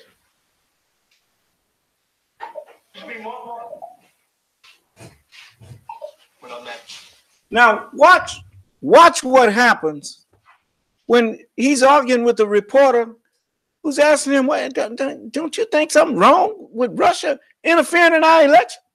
Watch this. Same day, an exchange with Donald Trump and Katie Tur, who broke this other story tonight, about, again, this email discussion. Does that not give you pause? No, gives me no pause. If they actually have a woman, hey, you know what gives me more pause? That a person in our government, crooked Hillary Clinton. Here's what gives me more. Be quiet. I know you want. It does not give him pause that a foreign government is interfering in America's elections.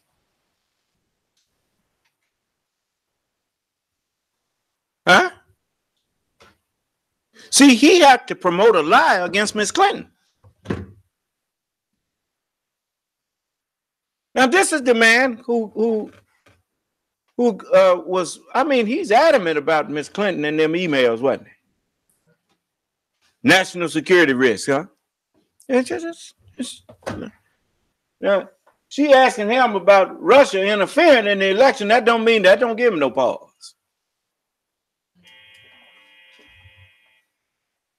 Save her. That a person in our government, Katie, would delete or get rid of 33,000 emails. That gives me a big problem.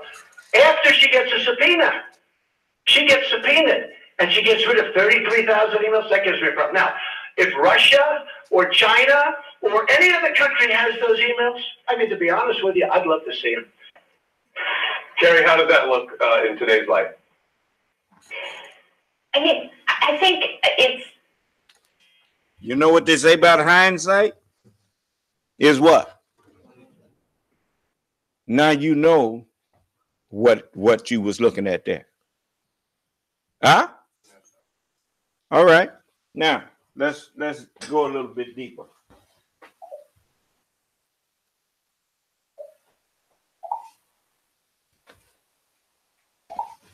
and actually make some decisions. But There's an irony. Go ahead. I was going to say, but not only that, it's not just that this is some vendetta about family versus staff. Kushner himself has huge security vulnerabilities. In the reporting this week that we saw that the foreign governments are trying to influence him through What his did he do business. wrong that won't allow the FBI to clear him for top secrets? So he's had meetings with foreign people that he wasn't disclosing, right? And when you are dishonest with the investigators, that's a real red flag. He's got all these foreign businesses that create huge vulnerabilities for leverage from foreign countries that want to get to him. It's a huge problem. Are people like Ron Dermer, the ambassador from Israel, and Bibi and people like that using this guy as a slight figure? You remember all that cane that Donald Trump raised about Miss Clinton and security of top secrets and all of that kind of thing? Now, this man brought 100 and some people that couldn't into the White House, into the government, that couldn't get security clearances.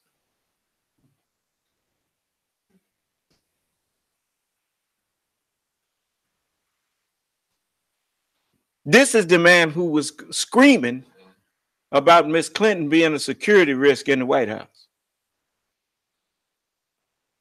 Now, who's a security risk? See, he projected himself onto her.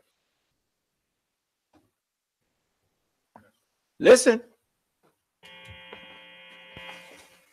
They can manipulate. Well, I think that's what the reporting was. That's what the reporting suggests. We know the FBI. Look, the Post reporter, my colleagues and I, that 2 weeks ago, the FBI is still doing its background investigation on Jared Kushner. That's why he's not getting the clearance. What did they do wrong? So according to our reporting, they're still doing field work on all these foreign meetings. During the 2016. This is so much March in the second year.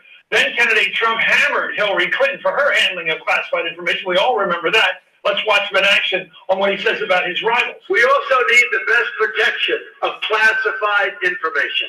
Hillary's private email scandal, which put our classified information in the reach of our enemies, disqualifies her from the presidency.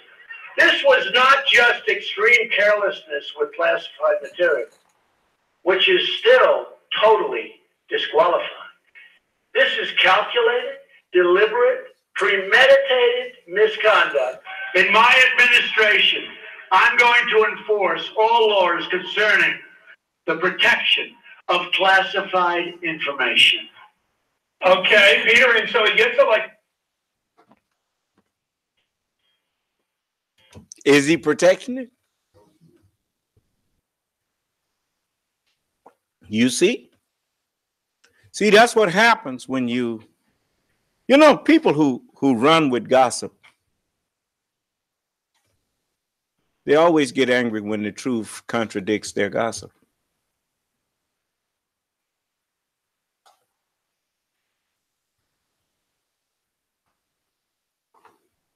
You see? It's like I have to remind you. And now, you know, the sad thing, I'm going to tell all of you all in the media. So I know you watch me. You ain't fooling nobody. You better stop helping misguide the people. You're going to get on the air one day and I'm going to stop your heart from beating right there on the air and let you fall dead right there. What you're doing is wrong. Suggesting some more movie stars or something to run for president. Why would you do that? You already see what you got for going down that road. You do not send a person who has no knowledge of politics into the political arena to represent you.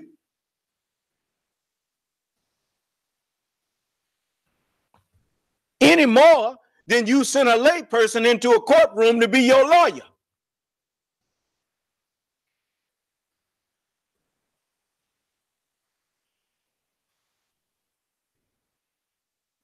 Or a person who done sit down and read one of them home medical journals, that's your doctor?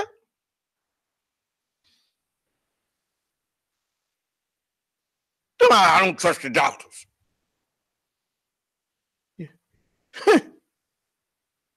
You got a warped mind.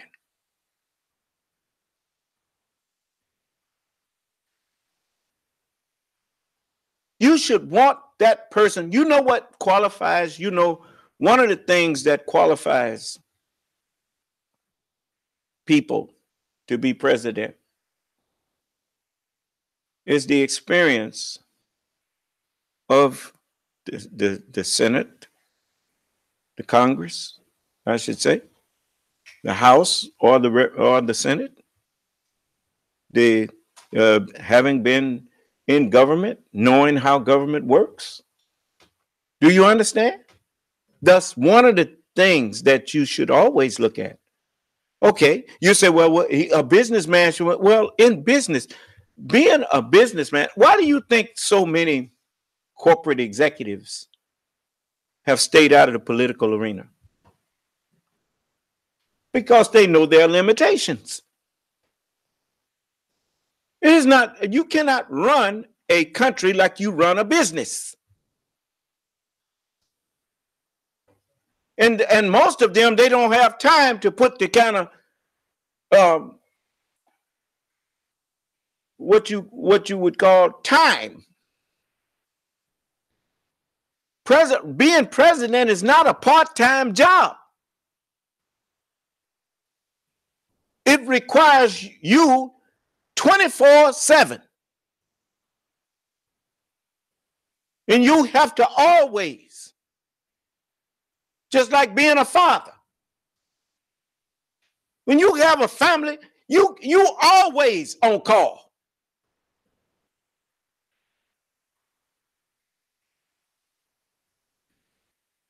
You can't delegate your authority to somebody else. You the daddy, then you got to look out for the family. You don't call your buddy from across the street to my, I need you to go feed my family. He might tell you, man, I got a family of my own. I ain't got time to fool around here with yours. What kind of stuff is that? So we want you to understand that, you know, you don't have to try to reinvent the wheel. All you have to do is remember what was done before and where it got you. The first thing you should want to know from any man that's going to be president, you should want to know it, not heard about it. You should want to know that he cares about your country, cares about the people. So you want to know something about his history. What has he been doing?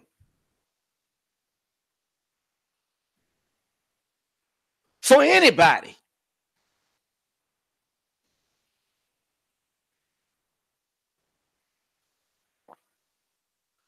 You should never put a person in the office of president that cannot feel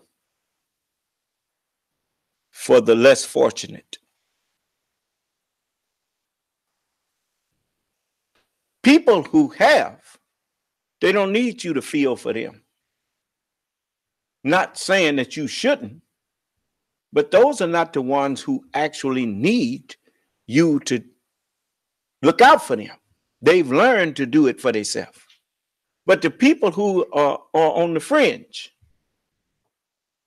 those are the ones that determine what kind of leadership you can provide, what kind of country you are. Don't look at the wealthiest, look at the poorest. How do they fare? I'm not telling you to go and give him everything. But what makes a nation great is when they make a doorway for those poor to leave that poverty condition if they're willing to work. You make opportunity for them. Why? Because if you were in their position, wouldn't you appreciate somebody making an opportunity for you? I remember this song, James Brown song. He said, I don't want nobody to give me nothing. Just open up the door and I'll get it myself.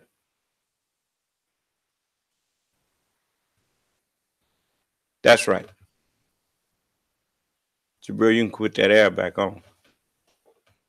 You didn't turn it off, did you? Okay, put it on 75 again. So, I mean, they got him coming and going. Now watch this.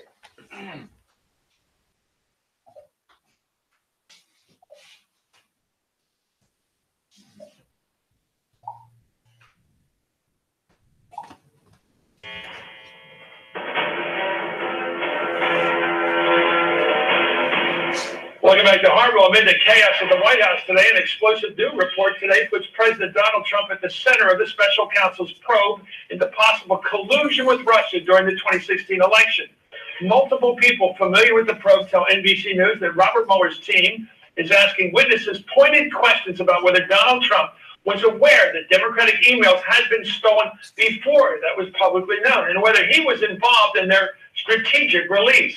As the U.S. intelligence community concluded over a year ago, Vladimir Putin himself ordered the operation that ultimately hacked the email accounts of the Democratic National Committee and that of Hillary Clinton's campaign chairman, John Podesta.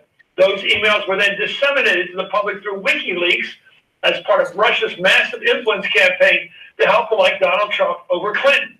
Among his lines of inquiry, Mueller is questioning witnesses about the public overture that Trump famously made to Russia just after the first stolen emails were released, when Trump embraced Russia's efforts and called on the Kremlin to find more of Clinton's emails.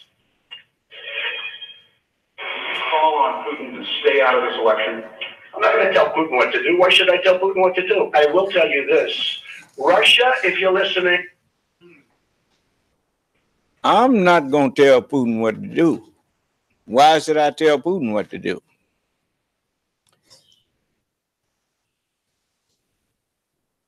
I'm not going to try to tell Putin what to do. Why should I try to tell Putin what to do when he's my leader?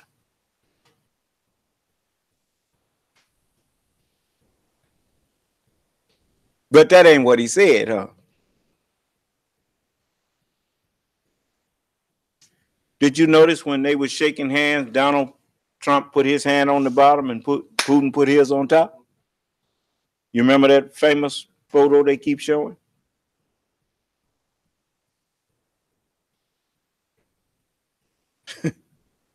I'm strange they had no body language experts coming out there, huh?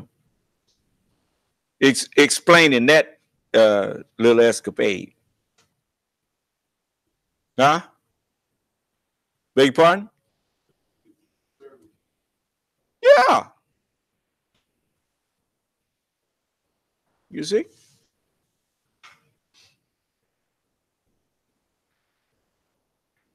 But, you know, like I said, all closed eyes ain't sleep.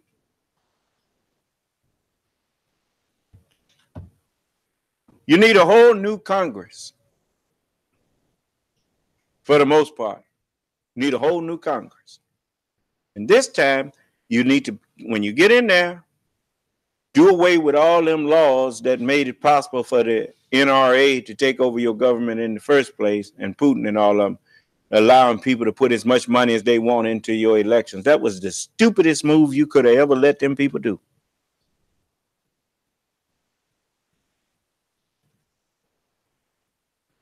You put limits on what people can, what kind of donations people can put in, and it also, you need to know who's giving them donations.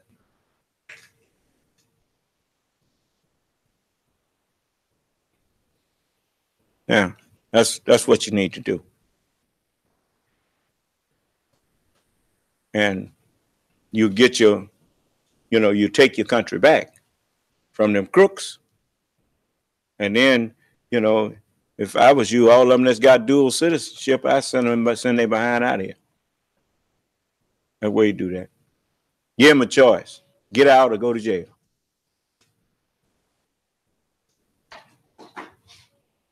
See, I bet you a whole lot of them got dual citizenship. You see?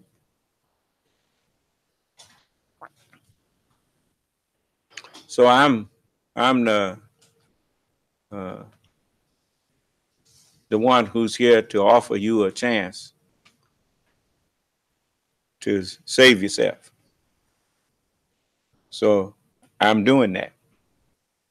And you can take advantage of my presence, or you can turn me down and later be of those who regret. Because that's what you're going to wind up doing if you turn me down.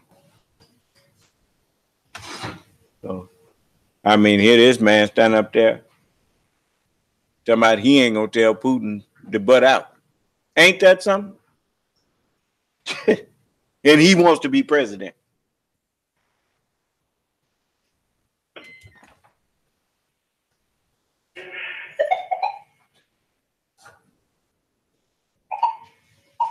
The 30th, and called on the Kremlin to find more of Clinton's emails. Call on Putin to stay out of this election. I'm not going to tell Putin what to do. Why should I tell Putin what to do? I will tell you this. Russia, if you're listening, I hope you're able to find the 30,000 emails that are missing. I think you will probably be rewarded mightily by our press. Well, ultimately, today's reporting makes clear that Robert Mueller is determined to find.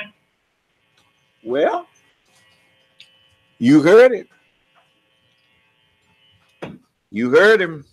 Man asked for Russia to do their thing so they could get rewarded by the press of the U.S. Ain't that something?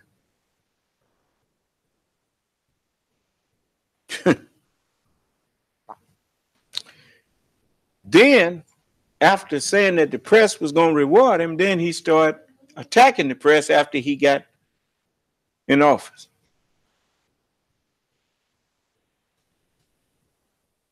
Ain't that something? Anyway, that's the kind of stuff that make you realize that something else is going on here.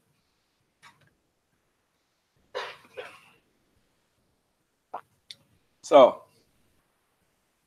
now I'm going to let you hear something else here. We done spent enough time on them. Now let's get to us.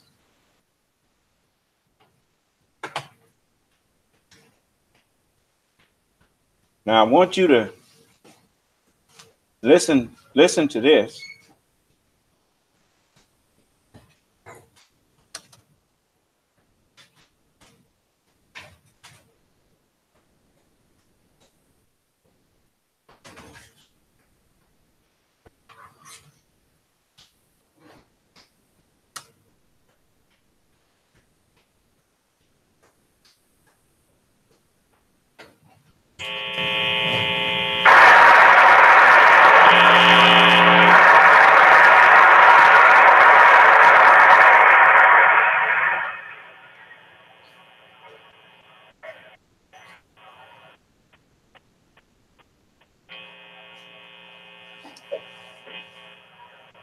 We want to thank you, whom the Secretary has called off, for visiting us here this afternoon.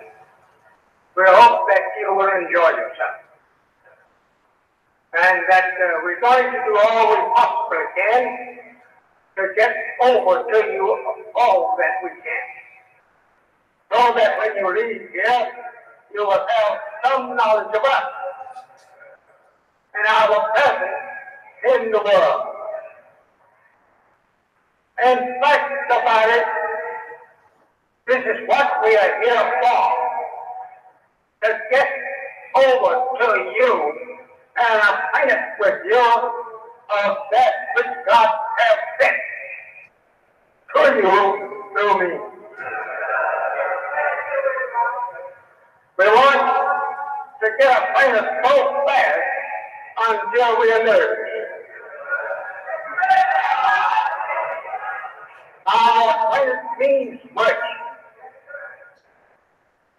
For a long time, 40 years, I have been among you, found in this kind of a topic. So there was an end to Noah found in his company in his day and time. There was an end to Abraham and Lot found in their topic.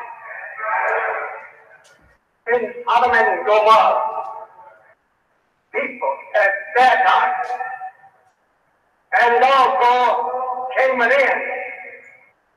So Moses and Aaron found in that topic to Pharaoh and his people. These kind of topics is the fault of men and the words proceeding from their mouth. These are the first topics that sound called easy sound because they're coming from man's mouth. The other topic is not heard directly from the mouth. It passes through some mechanical instrument. That's the kind of topic I'm warning you to be aware of. They're lifting it up now. Well, you see, you know what the linking it up meant now. This mechanical instrument that I'm speaking to the world through, it's called the internet. And that's what you call it. Send me the link. Yeah. He told you he was warning you about me. And you're in the judgment now. The Son of Man is present, and before him shall be gathered all nations. Just didn't tell you how it was going to be done. Now you know how it's going to be done. It's being done over the internet. And this is the time where you're all being judged. And you can believe it or disbelieve it. Makes no difference. Because it's going on. The Honorable Elijah Muhammad had a lot to say in this lecture here. And because it's late and because we are all still kind of in recovery mode,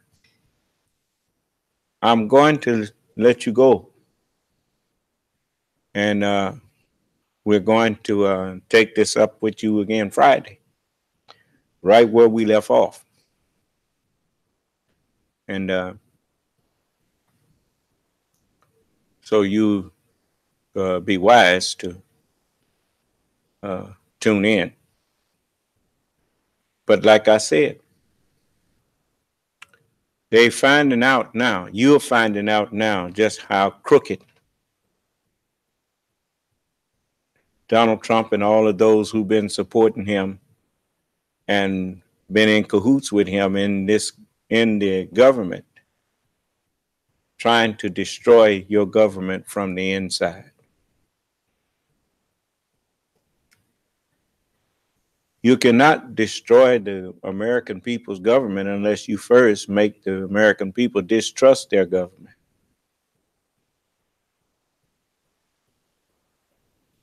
The NRA and all of them been working on that.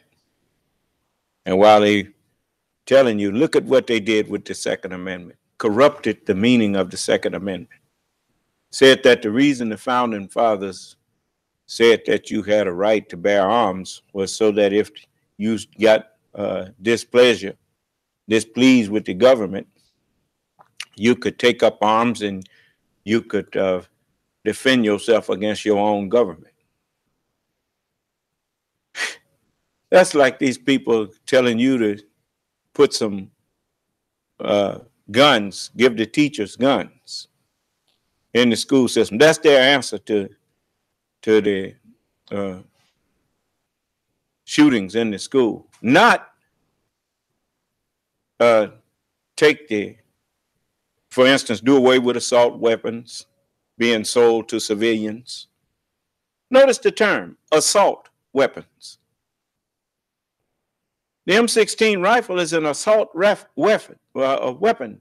It was built for the purpose of being on the offensive in war.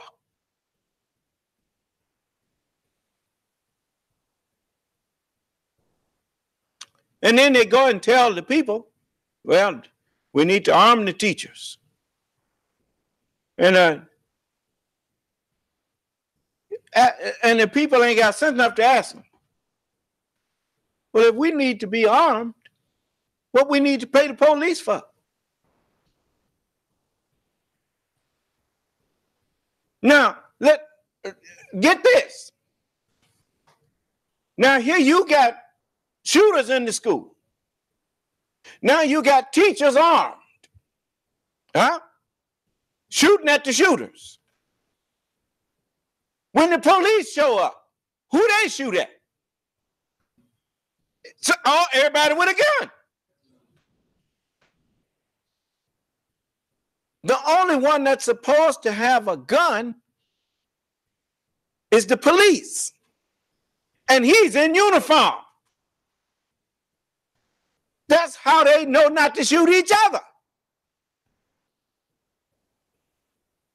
But then now you got civilians walking around in plain clothes, shooting at each other. Which one is the good guy and which one is the bad guy? They wind up killing them both. Which is exactly what they want you to do, kill each other.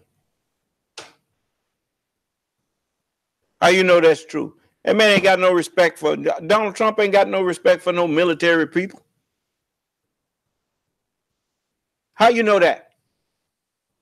He showed you that with John McCain and Sergeant Bergdahl. Both of them were victims of war. Sergeant Bergdahl had a mental issue from being over there in that war zone like he was. Then he walks off without his weapon and whatnot and gets captured. They held him for 5 years.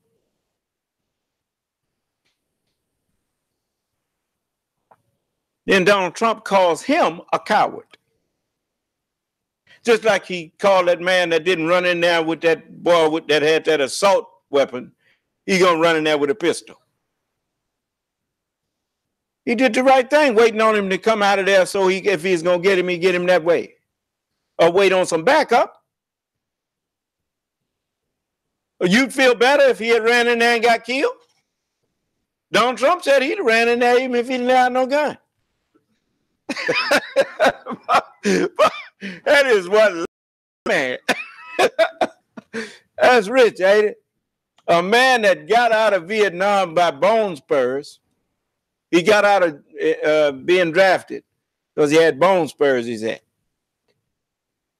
Do you think his bone spurs would let him run in that school? But anyway, I mean, this is the kind of stuff. The man is a joke. He has made himself a joke.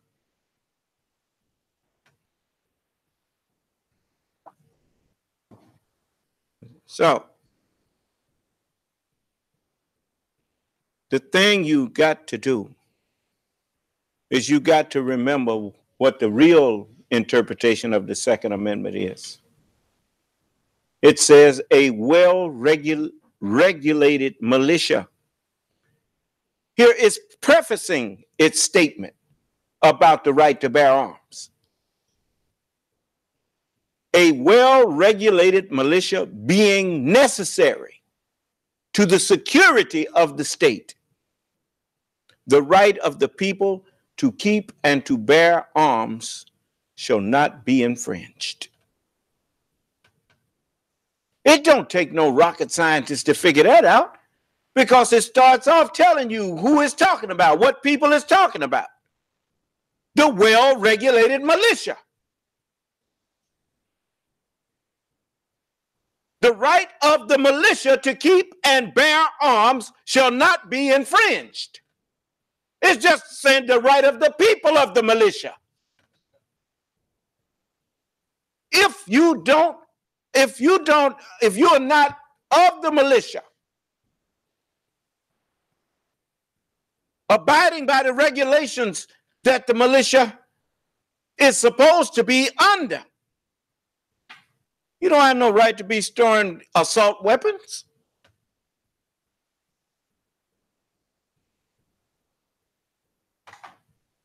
You get you a rabbit gun or one of them shotguns or whatnot, and you go on about your business.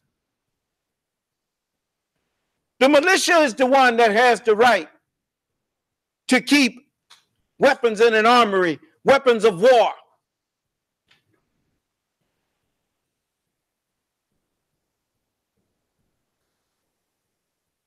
To defend the nation, not against its own government. The American government don't even never need to be overthrown by no weapons. They got terms. When you get tired of people, if they don't do right, you vote them out of office. You don't go shoot them and kill them and take over.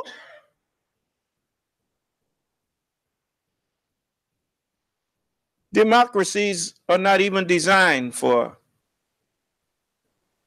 revolution. The design of them is to prevent revolution because it gives the people a say-so in their government.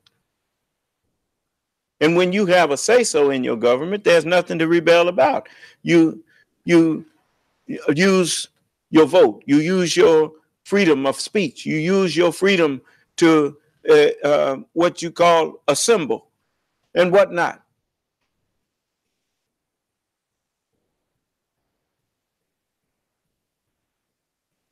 But you don't take up arms against your own government.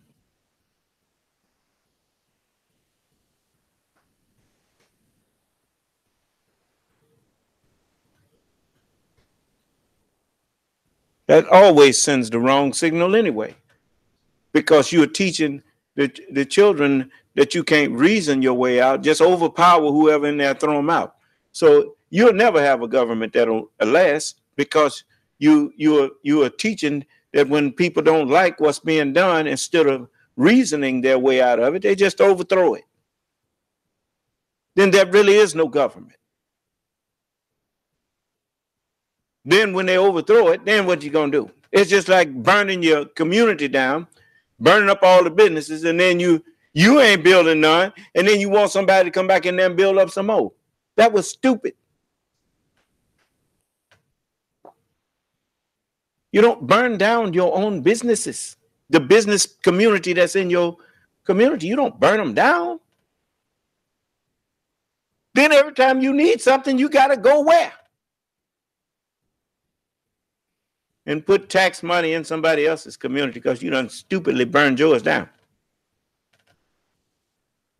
But anyway, so you need someone to teach you the right way. And that's what I'm here for, to teach you the proper way to conduct yourself in order to be successful and to coexist peacefully with others.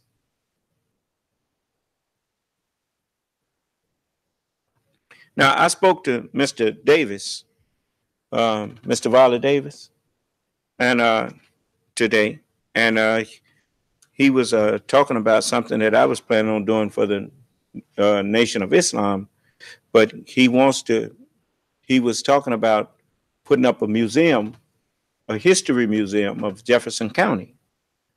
And I told him I thought that was a good idea. And I know that I know Miss and I haven't spoke to her, but I know Miss Mary Gaines is a pretty good historian in certain areas of the history of Jefferson County, and I'm pretty sure there are a lot of Caucasian citizens and Black citizens alike that could probably, if someone wanted to document the history going back say at least 100 years or more of Jefferson County. And I thought it was a good idea. I will support it. I'm not here to spearhead it, though. I'm going to give you all Mr. Davis' number, Mr. Volley Davis. His number is 601-807-3632. Again, that's 601-807-3632. And that's Mr. Volley Davis. You contact him, and when you all are ready, I will be, whenever you get ready to do this, I will do my part to help. I think it'd be good to have a history, a museum of history for the county, and incorporate the city of Fayette in that. That would be good. So whatever I can do to help within reason, I will do. And I speak for myself and the members of the New Nation of Islam. So, but I'm going to get into this with you Friday on what the messenger was saying about, as he was warning you about the internet, and that I would be speaking to you over the internet. And he said, and that's the trumpet that I want to warn you of. That's what he told you. You heard him. That sound, called an easy sound, because they're coming from man's mouth. The other trumpet is not heard directly from the mouth. It passes through some mechanical instrument. That's the kind of trumpet I'm warning you to be aware of. They're lifting it up now. Don't forget that you're in the time that has been kept hidden from you by the enemy of the time. Why